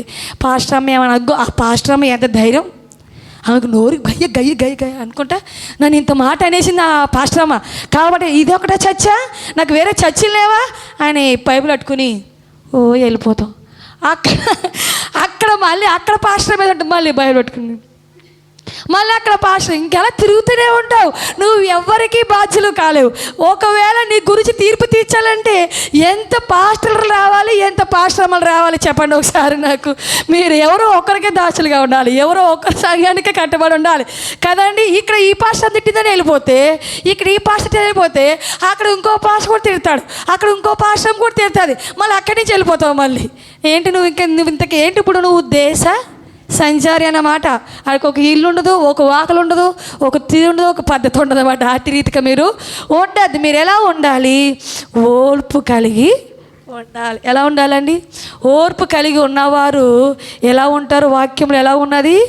ఎలాంటిది? కొదువు లేని వారై ఉంటారు. ఒక ఉద్యోగంలో ఒక ప్రిన్సిపాల్ అమ్మ ఐశ్వర్యం తీసుకుంటా, ఐశ్వర్య నువ్వు ఎలా చేసినావు, నువ్వు ఇలా తప్పు చేసినావు, ఇది దిద్దలేవు, ఇది చేయలేవు అని అంటే మా ఐశ్వర్య నీ ఒక్కటే స్కూల్ ఉందా, నాకు వేరే స్కూల్ లేవా అని బ్యాగెట్ వచ్చేసింది అనుకోండి. అమ్మ నువ్వు ఏ స్కూల్ నుంచి వచ్చావు? పలానా స్కూల్ నుంచి వచ్చానండి. నువ్వు అక్కడి నుంచే వచ్చావంటే నువ్వు ఇక్కడేం పని చేస్తావు, నడువు అని అంటారు కదండి. అప్పుడు మనం ఏమిలా ఉంటామో? కొదువుతోనే ఉంటాం, కరువుతోనే ఉంటాం, బాధతోనే ఉంటాం. మనకేమీ రాదిగా వస్తుందా అండి? ఓర్పు కలిగి ఉన్నవారంట కొదువు లేని వారిగా ఉంటారు. ఓర్పు ఉండాలి, ఓర్పు ఉండాలి. కొంతమందికి కుటుంబ విషయంలో కూడా ఓర్పు ఉండదు, ముందు ఉన్నది. కుటుంబ విషయం కూడా ఉన్నది. కొంతమందికి ఫ్యామిలీ విషయంలో కూడా ఓర్పు ఉండదు.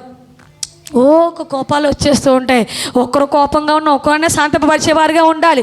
కానీ వేరే వాళ్ళు ఏం చేస్తారు? సైతాన్ ఏం చేస్తుంది?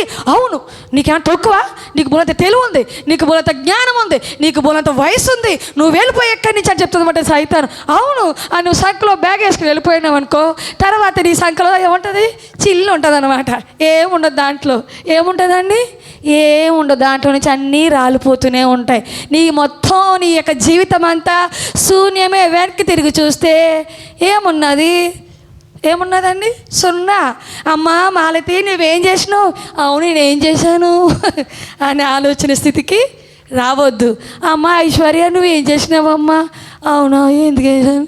అదే నువ్వు ఓర్పు కలిగి ఉన్నావనుకో, ఆ యొక్క యజమానురాలు నేను అపార్థం చేసుకున్నది తర్వాత తెలుసుకుని ఏం చేస్తుంది? నీకు ప్రమోషన్ ఇస్తుంది, లేకపోతే నీ జీతం పెంచుతుంది, లేకపోతే నీకు ఉద్యోగం వేరే దాంట్లో ట్రాన్స్ఫర్ చేస్తుంది. అలాగే యేసు విషయంలో కూడా నీ ఆత్మీయ జీవితంలో కూడా నువ్వేం కలిగి ఉండాలి? ఓర్పు కలిగి ఉండాలి. ఇదిగో నేను ఇప్పుడు నీ పాటలు పాడుతున్నా, వాక్యాన్ని చదువుతున్నా, వాక్యం వింటున్నా, దేవుని సంధానానికి వస్తున్నా, ఉపాస ప్రార్థనకు వస్తున్నా, కృతజ్ఞతా ప్రార్థనకు వస్తున్నాను, దశంభాగం ఇస్తున్నాను, అన్నీ ఇస్తున్నాను, కానీ నాకేమి ఫలితం లేదు.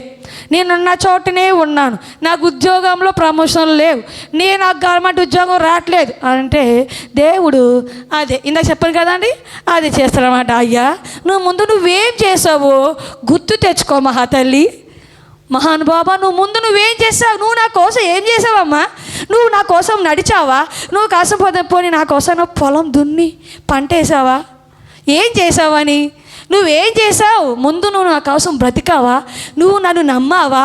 నువ్వు నాకు ఇష్టమైన కార్యాలు చేసావా అని క్వశ్చన్లు వేస్తే మీ దగ్గర ఏమీ ఉండవు. నాకు తెలుసు మీ దగ్గర ఏమీ ఉండవు. అన్నిటికి కూడా అవును కదా, ఏంటిదని క్వశ్చన్ మార్క్, అవును కదా. క్వశ్చన్ మార్క్గా మన జీవితము ఉండిపోకూడదు. క్వశ్చన్ మార్క్గా మన జీవితం ఉండకూడదు. విసర్గ సంపూర్ణం ఏముంటుందండి? ఏముండాలి, రెండో డాటు, పైనో డాటు, కిందో డాటు, అలా ఇడితే సంపూర్ణము. అలా ఉండాలి మన జీవితం. నేనిన్ని చేశాను కదా దేవా, నువ్వు చెప్పినవన్నీ చేశాను కదా దేవా, నా జీవితంలో మార్పు ఎందుకు రావట్లేదు, నా ఉద్యోగంలో మార్పు ఎందుకు రావట్లేదు, నేను అనుకుని నేను ఎందుకు పొందుకోవట్లేదు దేవా అని అప్పుడు నువ్వు పోరాడు దేవునితో.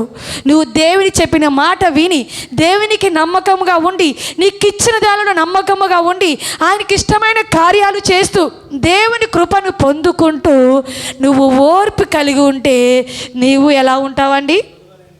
కొదువ లేని వారిగా ఉంటావు. మీకు కొదువు ఉండదుగా, తినడానికి కొదువు ఉండదు, కట్టుకోవడానికి కొదువు ఉండదు, వెళ్ళడానికి కూడా కొదువు ఉండదు. కొదువు లేని వారుగా మనము ఉంటాం. మనము కొదువు లేని వారుగా ఉన్నాము అంటే మనము ఆత్మీయ జీవితంలో సరైన వారుగానే ఉన్నాం. ఇంకా ఒకవేళ మనకు కొదువు ఉన్నదా అంటే నీవెక్కడో తప్పు చేస్తున్నట్టే, నీవెక్కడో తప్పుడు అడుగులు వేస్తున్నట్టే. ఆలోచన చేసుకోండి. అయ్యా, నేను ఎందు విషయంలో పడిపోయినా, ఏ విషయంలో పడిపోయినా, ప్రార్థన విషయంలో పడిపోయినానా, ఇంకా సంపూర్ణంగా నా జీవితాన్ని నీకు ఇవ్వలేదా, ఇంకా నా జీవితాన్ని నీ యొక్క సన్నిధానంలో నేను పెట్టలేదా, ఇంకా నా జీవితాన్ని నీకు సంపూర్ణంగా అప్పగించలేదా దేవా? ఈ యొక్క మధ్యాహ్న సమయంలో ఈ దినం మొదలుకొని నా జీవితం మొత్తము నీ చేతులకు అప్పగిస్తున్నానని వేడుకుందాం. ప్రైజ్ ద లార్డ్, హల్లెలూయా. మీరు కొదువు లేని వారుగా ఉండాలని నా ఆశ. మీరు ఎలా ఉండాలండి? కొదువు లేని వారుగా ఉండాలి. ఎంతో అండి సామాన్యులం కదా మనము. అలాంటి మన పిల్లల్ని లక్షలు పోసి చదివిస్తున్నాము అంటే, లేకపోతే వేలు పోసి చదివిస్తున్నాము అంటే అది మనకు తెలివైన వారమనా? కాదు, అది దేవుని కృప. హల్లెలూయా. ఇంకా లాస్ట్గా 5వదిగా ఏంటంటే మాట విషయంలో జాగ్రత్త పడుట. ఇక నేను మెల్లగా చెప్పి వెళ్ళిపోతాను. రిఫరెన్స్ చదవండి, టైం అయితే చెప్పండి, ఎందుకంటే మనకు స్పీడ్ బ్రేకర్లు ఉండవు. ఈ మాట విషయంలో జాగ్రత్త పడుట. ఎందుకండి? నాలుగు ఉంది కాదా అని మాట్లాడకూడదు, నాలుగు ఉంది కాదా అని. గుసగుసలు ముందు ఒక మనిషి వెళ్తుంటే వెనకాల నీకు తెలుసా, అదే ఇట్లా మాట్లాడేస్తూ ఉంటాం. నాలుగు ఉంది కదా అని ఓకే వాగేయకూడదు. వాక్కండి అలాగా, ఇక్కడ అక్కడ అసలు వాక్కండి. అర్థమైందా? ఒకవేళ ఇది నిజమో, ఇది సత్యము, ఇది తప్పు అని నీకు తెలిసిందా, నువ్వు సత్యము మాత్రమే పలుకు. నీకు తెలిసిన విషయము ఎదుటి వ్యక్తి అడుగుతున్నాడా, అది సత్యమే అని చెప్పు. నాకు తెలీదు అమ్మ, నాకు తెలీదు, నాకు చెప్తారండి అన్నావు అనుకో, అది దేవుడు చూస్తున్నాడు. నువ్వు కూర్చుండుట, లేచుండుట, పడుకుండుట బాగుగా ఎరిగి ఉన్నాడు దేవుడు. పక్కింటి వాళ్ళు దొరికిండ్రు కాదని వాళ్ళ కోసం ఆయన తెలుసా, పైకి అలా ఉంటుంది కానీ వద్దు, ఇవన్నీ విడిచిపెట్టేయండి. ఈ పక్క గూసుకూసలు నసకలు ఇవన్నీ వదిలేయండి. మీరు మీ మాట విషయంలో జాగ్రత్త పడాలి. మీ మాట ఎలా ఉండాలంటే అవునంటే అవును, కాదంటే కాదు. నేను చిన్నప్పటి నుంచి అలాగే ఉంటాను. అవునంటే అవును, కాదంటే కాదు. ఒకవేళ నాకు తెలియకుండా నేను ఒకవేళ మర్చిపోయినా అనుకున్నా, తర్వాత గుర్తుకొచ్చింది అనుకో, అప్పటికప్పుడు ఫోన్ చేసి అది కాదు ఇది జరిగిందని మొత్తం చెప్పేస్తాను. నాతో చాలా జాగ్రత్తగా ఉన్నాను. ఈ విషయం మాకు చెప్పొద్దమ్మా, నీకు చెప్తున్నాను కానీ అలాంటివి నాకు చెప్పకండి, ఎందుకంటే నేను చెప్పకుండా ఉన్నాను అలా అడిగినరండి. అర్థమైందా? మా ఇంట్లో కూడా అదే చెప్తాను, మీరు నాకు చెప్పొద్దు. ఎందుకంటే నన్ను అడిగిననుకో, నేను అబద్ధం చెప్పను, నాకు తెలియదని నేను చెప్పను. నాకు తెలుసు కదా, నాకు తెలిసిన విషయం నేను తెలియదని ఎందుకు చెప్పాలి కదా అని చెప్పనట్లా. అసలు మన వల్ల విషయమే కాదే కాదు. కాబట్టి నీ మాట ఎలా ఉండాలండి? అవునంటే అవును, కాదంటే అలా ఉండాలి. నీ మాట ఖచ్చితంగా ఉంది కాదని తిప్పారనుకో, దేవుడి తర్వాత దాన్ని కూడా తిప్పేస్తాడు అన్నమాట. అలా తిప్పేవారుగా ఉండకండి, బొంకివారుగా అసలే ఉండకండి. లేదు కాదు వద్దు. నిన్ను ఎవరిని బాగు చేయాలని నువ్వు గొప్పగా అనుకుంటున్నావు? ఒకవేళ నీ భర్త తప్పు చేశాడా, నీ భర్తను బాగు చేయడం కోసం ఎదుటి వాళ్ళని ఎదవలు చేస్తున్నావా? చాలా తప్పు అది. భర్త అయినా, భార్య అయినా, అమ్మ అయినా, నాన్న అయినా, కొండ అయినా, కింద అయినా, కొడుకైనా, కూతురైనా తప్పే. తప్పు కాదని మాత్రం అనకండి. తప్పును ఒప్పు చేయాలని మాత్రము చూడకండి. చాలామంది ఇదే చేస్తారు. వాళ్ళ భార్య పిల్లల విషయాలు తప్పు ఎవరైనా చేశారనుకో, ఈ తప్పు ఎలా అవుతుంది, కాదు తప్పే కాదు, అది కాదు ఇది కాదు అని వాదించేసి ఒప్పుని చేశారని చూస్తారు. కానీ ఎదుటి వాళ్ళు నమ్మరు అనుకుంటారు, కానీ నమ్మలేదు. నీలాంటి వాళ్ళతో పెట్టుకోవడం వేస్ట్. నీలాంటి వాళ్ళతో వాదించడం వేస్ట్ అని చెప్పి ఎదుటి వాళ్ళు నిన్ను వదిలేస్తారన్నమాట. నువ్వేమనుకుంటావు, నాకు భయపడిపోయి చూసావా, నాకు ఎంత టాలెంట్, తప్పుని ఒప్పు చేసేసిన ఒప్పుని తప్పు చేసేసిన అనుకుంటాం కదా అండి. కానీ కాదు, వాళ్ళు నీ నోరుకి భయపడిపోయారన్నమాట. నీకు భయపడిపోలేదు, నీ నోరుకి భయపడిపోయారు. ఇంకేం పలుకుతాడు రా బాబు ఈ దుర్మార్గుడు, ఈ దుర్మార్గాలు ఇంకేం చెప్తాడు రా బాబు అని భయపడిపోయి సరే సరే సరే సరే ఏదో కానీ ఇంకా అన్నారంటే ఇంకా అక్కడ ఇంకా పూర్తి కాదని అర్థం. కానీ ఇంకా నువ్వు వదిలేసారని కాదు. సరేలే కానీ అయితేనేమి అన్నారనుకో, అదన్నమాట. కాబట్టి మీరు మాట విషయంలో కూడా జాగ్రత్త పడాలి. అర్థమైందా అండి? భార్య భర్తల విషయానికి వస్తే భర్త ఏమంటాడు, నా ఆస్తులోను పాస్తులోను బ్రతింత కాలము నేను ప్రేమిస్తూనే ఉంటాను. కానీ పెళ్ళైన నెలకే ఈయన మొత్తం ఆడాస్తి మాట దేవుడు ఈ మాసం మొత్తం తోడేస్తూ ఉంటాడు అనమాట. ఆడవాళ్ళ ఆస్తి మొత్తము తోడేస్తూ ఉంటారు, భార్యల ఆస్తి మొత్తం తోడేస్తూ ఉంటారు. వీళ్ళు ఏం చేస్తుందంటే ఇప్పుడు మాట తప్పుతున్నారు అన్నమాట. పెద్ద వేల మందిలో స్టేజ్ పైన షూట్ వేసుకుని వాగ్దానాలు చేస్తారు. ఓ నా ఆస్తులోను, నా వ్యాధి అందును, బాధ ఎందును, అన్ని అందును, ఇన్ని అందును, ఏ అందును ఉండదు. లాస్ట్కి ఏం చేస్తారంటే వీళ్ళు పైసా ఇస్తే లేకపోతే తుసు అలా ఉంటారనమాట. అలాగా ఉండవద్దు. భార్యలు భర్తలకి లోబడాలి, భర్తలు భార్యలను ప్రేమించాలి. అంతేనండి. లోబడకపోవడానికి ఒకవేళ భర్త నా పాణి ఏం చెప్తాను చూడండి.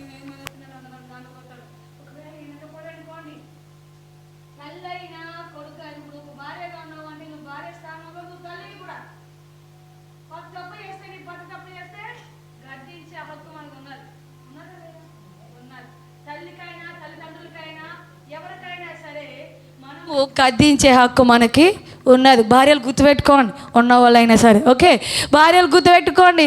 అయ్యో ఇలా బాబో అని అన్నాను కదా, చాలా మన కొంపకేసలు ఇడతారన్నమాట వాళ్ళు. అర్థమైందండి? అందుకనే ఇక్కడ ఏమన్నారు, భర్త భార్యను ఏం చేయాలి, భర్త ప్రేమించాలి. అబ్బే పైసే పరమాత్మహే అన్నట్టు, పైసా ఉంటే అమ్మో బంగారు తల్లి చింతల్లి ఇలాంటివన్నీ వస్తాయి. పైసలు లేకపోతే నువ్వు నన్నే చూడు, నీ బతుకుని ఏం చేస్తాను, ఇన్ని చూసాను నేను చిన్నప్పటి నుంచి. అలా ఉండొద్దు, మేలుకో కలిగి ఉండండి. ఏంటి పైసలు ఉంటే ఏంటి, తేనున్నా కూడా ఏమొస్తాయండి, అలా ఉండొద్దు అనమాట. పైసల కోసం ప్రేమించే భర్తల కోసం ప్రార్థన చేయండి బాగా.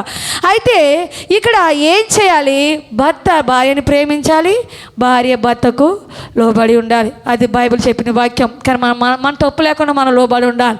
లోబడకపోతే తప్పు వస్తే అసలు కుదరదు మనకని అదన్నమాట. ఇక్కడ మాట విషయంలో జాగ్రత్తగా ఉండాలి. మనం వాగ్దానం చేశామంటే, ఒకరికి మాట ఇచ్చామంటే, అరే నేను పలానా పని చేస్తాను, మందిరములకు మాట ఇచ్చావా, నేను పని చేస్తాను, ఒకవేళ కుటుంబానికి మాట ఇచ్చావా, పలానా చేస్తాను, చేసి చూపియాలి. ఖచ్చితంగా చేసేవారుగా మాత్రమే ఉండాలి. చేసే మాట తప్పేవారుగా ఉండొద్దు. దేవుని సన్నిధానంలో మాట తప్పేవారుగా మాత్రమే మీరు దయచేసి ఉండొద్దు.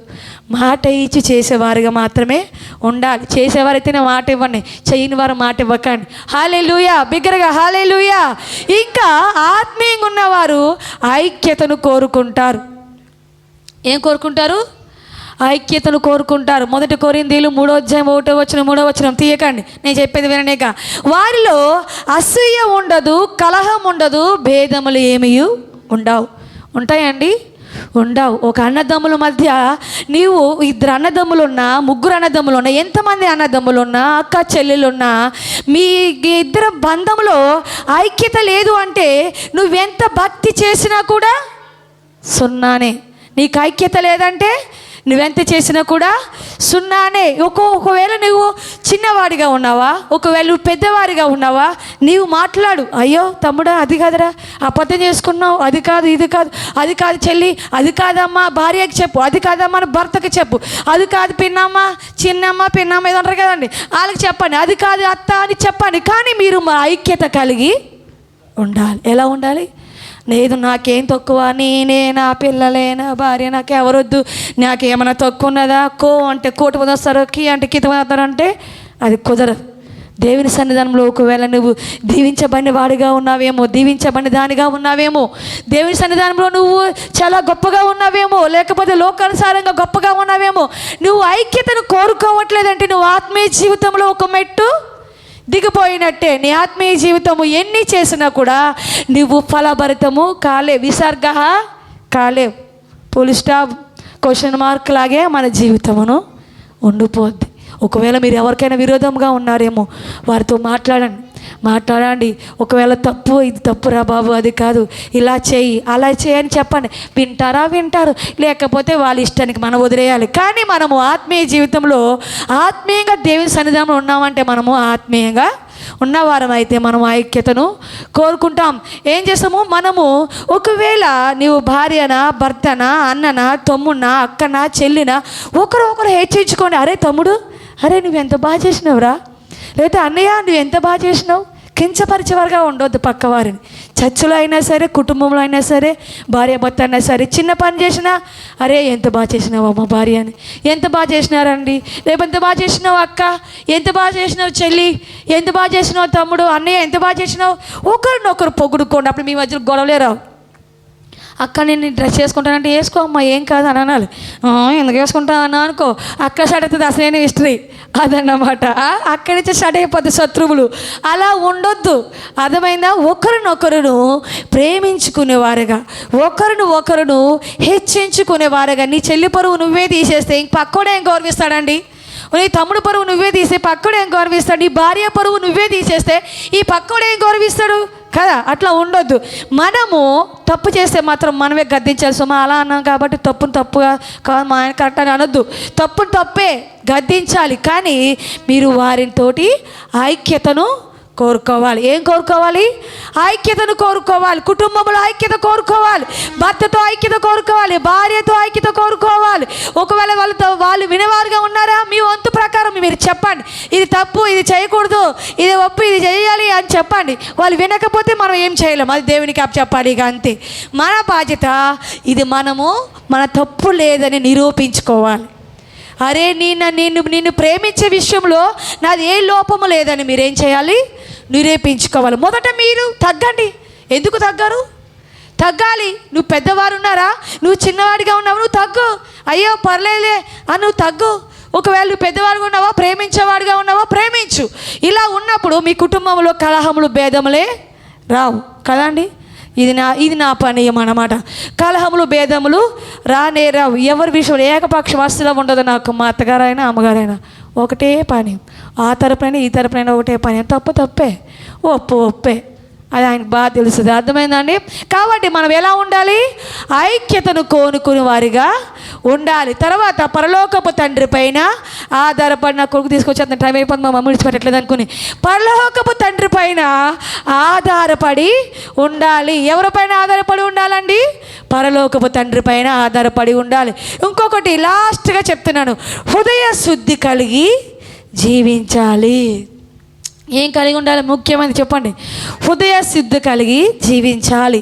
అప్పుడు మనము శ్రమలలో కదల్చబడము, శోధనలో కదల్చబడము. మన శ్రమలు వచ్చినా, శోధన వచ్చినా, వ్యాధి వచ్చినా, బాధ వచ్చినా కదల్చబడని పిల్లరగా మనము ఉండాలి. పిల్లర్ ఉందంటే దాన్ని కదులుస్తూనే కదులుతుందండి. మీరు ఇప్పుడు ఈ చర్చికి ఎన్ని పిల్లర్స్ ఉన్నారో అన్ని పిల్లర్తో మీకు కనెక్ట్ ఉందని అర్థం. మీరు ఒక్కొక్క పిల్లర్. మీరు కదల్చబడకూడదు, కదల్చబడేవారుగా ఉండకూడదు. శ్రమలు వచ్చినాయి కదా అని కదల్చబడేవారుగా ఉండొద్దు. వ్యాధి వచ్చింది కదా అని కదల్చబడేవారుగా ఉండొద్దు.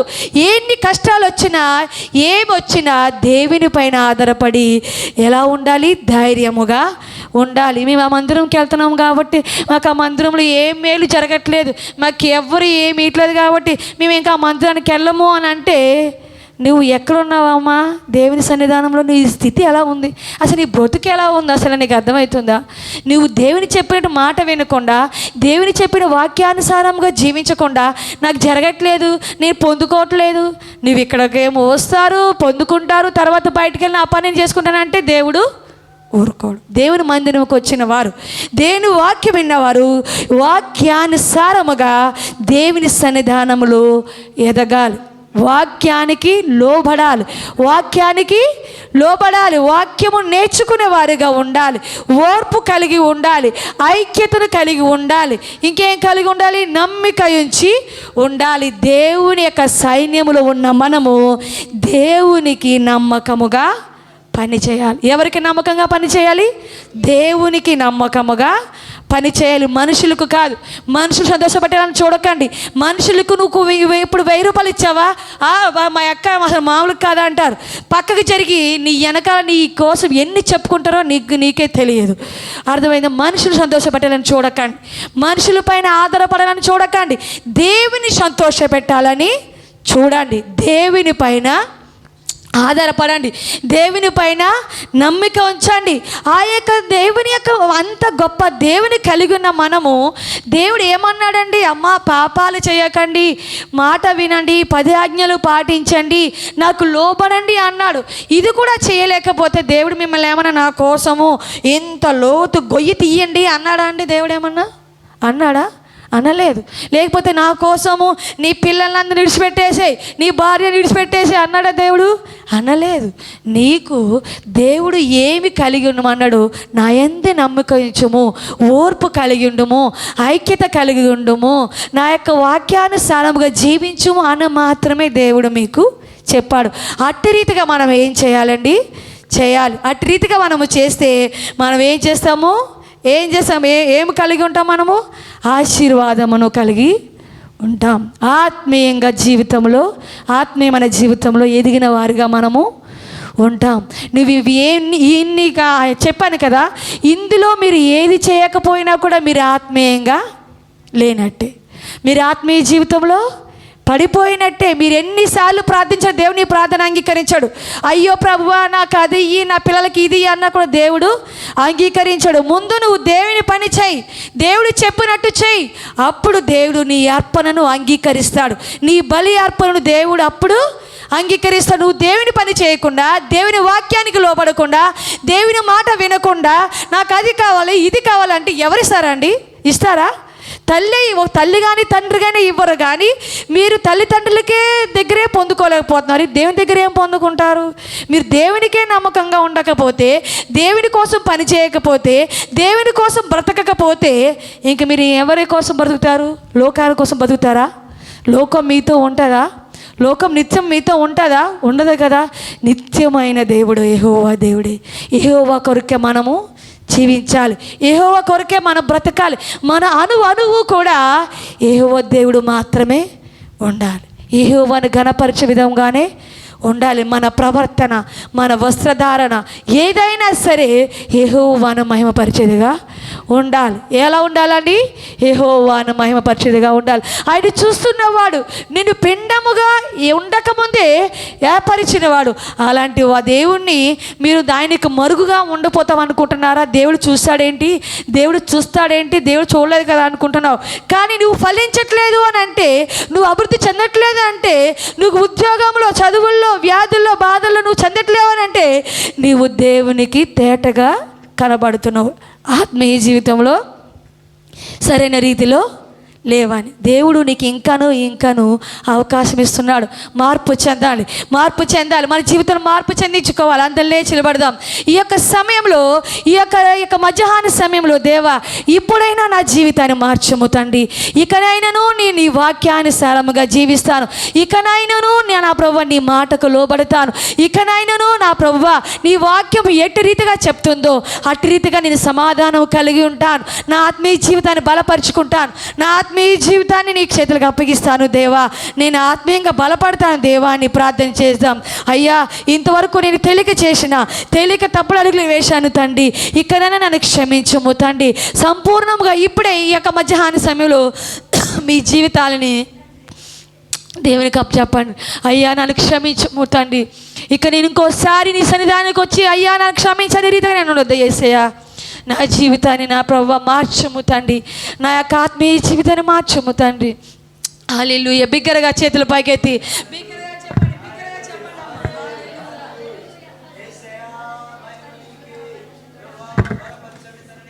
అడుగుదాం. యేసయ్యానికి వందనాలు, నన్ను క్షమించుము తండ్రి, నాకు ఇచ్చిన సమయానికే వందనాలు. నీ సమయం వృధాపరిచానేమో దేవా, నన్ను క్షమించుము తండ్రి. నీకు ఇచ్చిన దాంట్లో నా ప్రభువా, నేను నా ప్రభువా నమ్మకస్తులుగా లేనేమో దేవా, నువ్వు నాకు ఇచ్చేదాన్ని నమ్మకంగా లేనేమో దేవా, క్షమించుము తండ్రి. నాయనా ఇక నేను ఎన్నడూ అట్లా చేయను దేవా. అడుగుదాం, పశ్చాత్తాపడదాం. మరలా ఆ యొక్క దేవుని యొక్క సన్నిధానంలో ఉంటూ నువ్వు దేవుని గాయపరిచేవాడిగా ఉన్నావా? ఈ యొక్క మధ్యాహ్న సమయంలో మార్పు చెందు దేవా.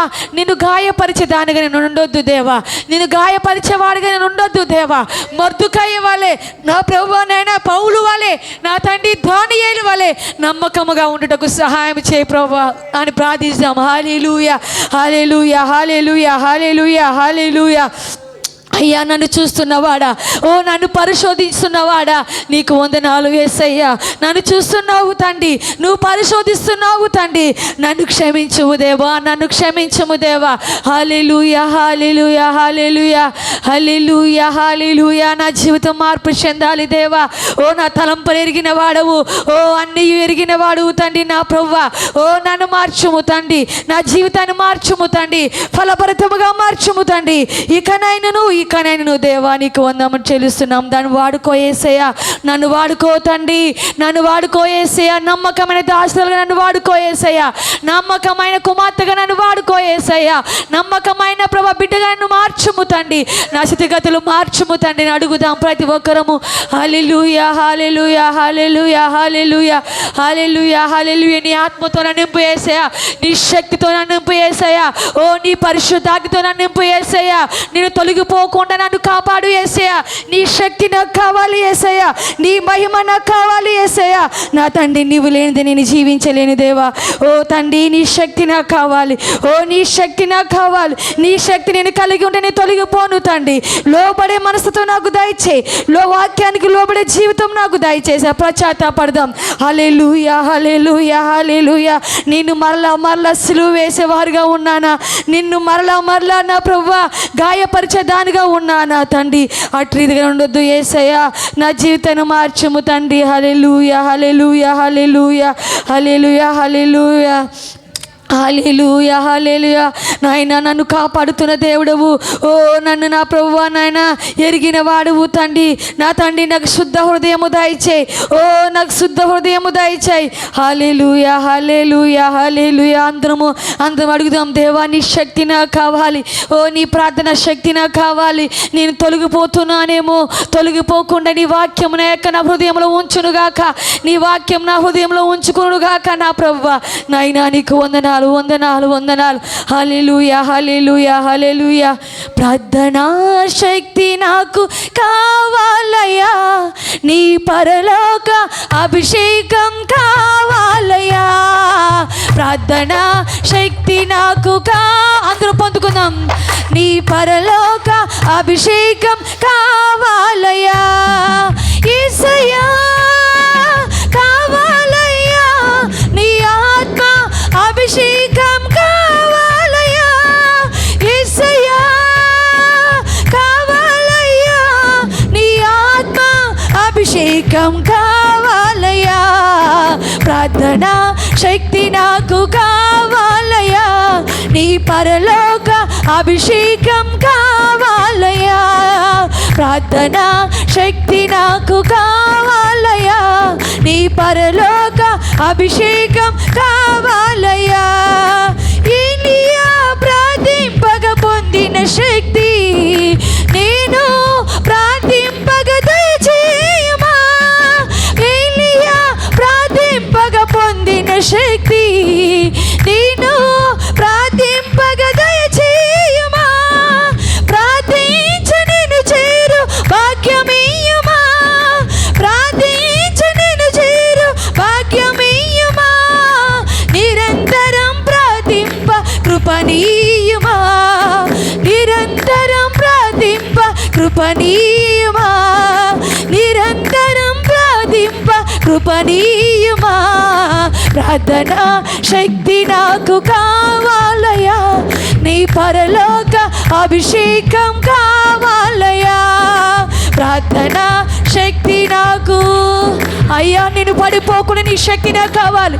నా ఆత్మీయ జీవితంలో పడిపోకుండా సింహాల గుహలో నీ దానియేలు శక్తి ఈ లోకంలో నాకు కావాలయ్యా. సింహాల గుహలో నీ దానియేలు శక్తి ఈ లోకంలో నాకు నీతో నడిచి వరమీయమా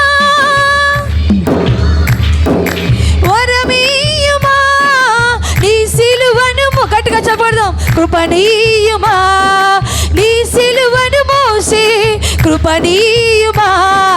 ప్రార్థన శక్తి నాకు కావాలయ్యా. నీ పరలోక అభిషేకం కావాలయ్యా. ప్రార్థన శక్తి నాకు కావాలయ్యా. నీ పరలోక అభిషేకం కావాలయ్యా. అవునయ్యా, నేను ప్రార్థించే శక్తి నాకు దయచేయి నా తండ్రి. పాపములో పడిపోకుండా లోకాశలలో పడిపోకుండా నీ ప్రార్థన శక్తి నాకు కావాలి. ఒకవేళ నీ లోకానుసారముగా ఆలోచన చేస్తున్నానా, స్వబుద్ధిని ఆధారం చేసుకుని నా సొంత ఆలోచన చేస్తున్నానా, నా యొక్క ఆత్మీయ జీవితంలో ఇది చేస్తే చాలే, ఇది ఇస్తే దేవుడు కాదంటాడా, నా స్థితిగతులు ఎరగడా అని అనుకుంటున్నావా అమ్మా? కానీ సమస్తం ఎరిగిన దేవుడు నీవు మొదట ప్రాధాన్యత ఇస్తే దేవుడు నిన్ను హక్కును చేసుకొని ఆదరిస్తాడు. దేవా నన్ను మార్చుము తండ్రి. నా ఆత్మీయ జీవితం ఎక్కడ పడిపోయిందో అక్కడ లేవనెత్తుము తండ్రి. నేను నీ పైన ఆధారపడి ఉంటాను ప్రభువా. సింహం పిల్లలైన లేము కలిగి ఉంటారు కానీ నిన్ను ఆశ్రయించిన వారు లేము కలిగి ఉండరన్నావు తండ్రి. నా తండ్రి నీ శక్తి నాకు ఈ తండ్రి. నా తండ్రి నిన్నిచ్చి శోధించే భాగ్యం నాకు దయచేయి. నేను నీకు ఇచ్చి నిన్ను అడిగే భాగ్యం నాకు దయచేయి. నిన్ను ప్రార్థించి పొందుకునే భాగ్యం నాకు దయచేయి దేవా. నా స్థితిగతులు మార్చుము తండ్రి. అడుగుదాం. హల్లెలూయా హల్లెలూయా. పరిశుద్ధులానికి వందనాలు. అయ్యో తండ్రి నా ప్రభువా, ఈ యొక్క మధ్యాహ్న సమయంలో నీ వాక్యం తర్వాత మాట్లాడవు తండ్రి. నేను ఐక్యత కలిగి ఉండడానికి సహాయం దయచేయి. ఓర్పు కలిగి ఉండడానికి సహాయం దయచేయి. నీకు నమ్మకంగా ఉండడానికి సహాయం దయచేయి. నీకు ఇష్టమైన కార్యములు చేయడానికి సహాయం దయచేయి. నిన్ను సంతోషపెట్టే కుమార్తెగా కుమారుడుగా మార్చుము తండ్రి దేవా. హల్లెలూయా హల్లెలూయా హల్లెలూయా. పరిశుద్ధులు ఎందుకు ఇంతవరకు నా ప్రభువా నా తండ్రి వాక్యంతో మాట్లాడి ఉన్నావు తండ్రి. నా ప్రభు ఇంతవరకు నీ కృప మాతో ఉంది నా ప్రభువా. ప్రతి బిడ్డ నా ప్రభు వినియోగాన్ని నమ్ముచున్నారు దేవా. వాక్యం వినటం మట్టుకే కాదు నా ప్రభువా, అనుసరించే వారుగా మార్చుము తండ్రి. వాక్యానుసారముగా జీవితాలను మలుచుకోవడానికి సహాయం దయచేయి నా ప్రభువా. వాక్యానుసారముగా వారి జీవితాలను మలుచుకుని తండ్రి నా ప్రభువా వారి యొక్క ఉన్న దీవెనలు పొందుకోవడానికి కొదువు లేని వారిగా ఉండడానికి సహాయం దయచేయమని ప్రార్థిస్తున్నాను తండ్రి నా ప్రభువా. ఏ కొద్దు వీరికి ఉండొద్దు నా ప్రభువా. అట్టి రీతిగా విని సిద్ధపరచము తండ్రి. ఆత్మీయంగా సిద్ధపరచము తండ్రి.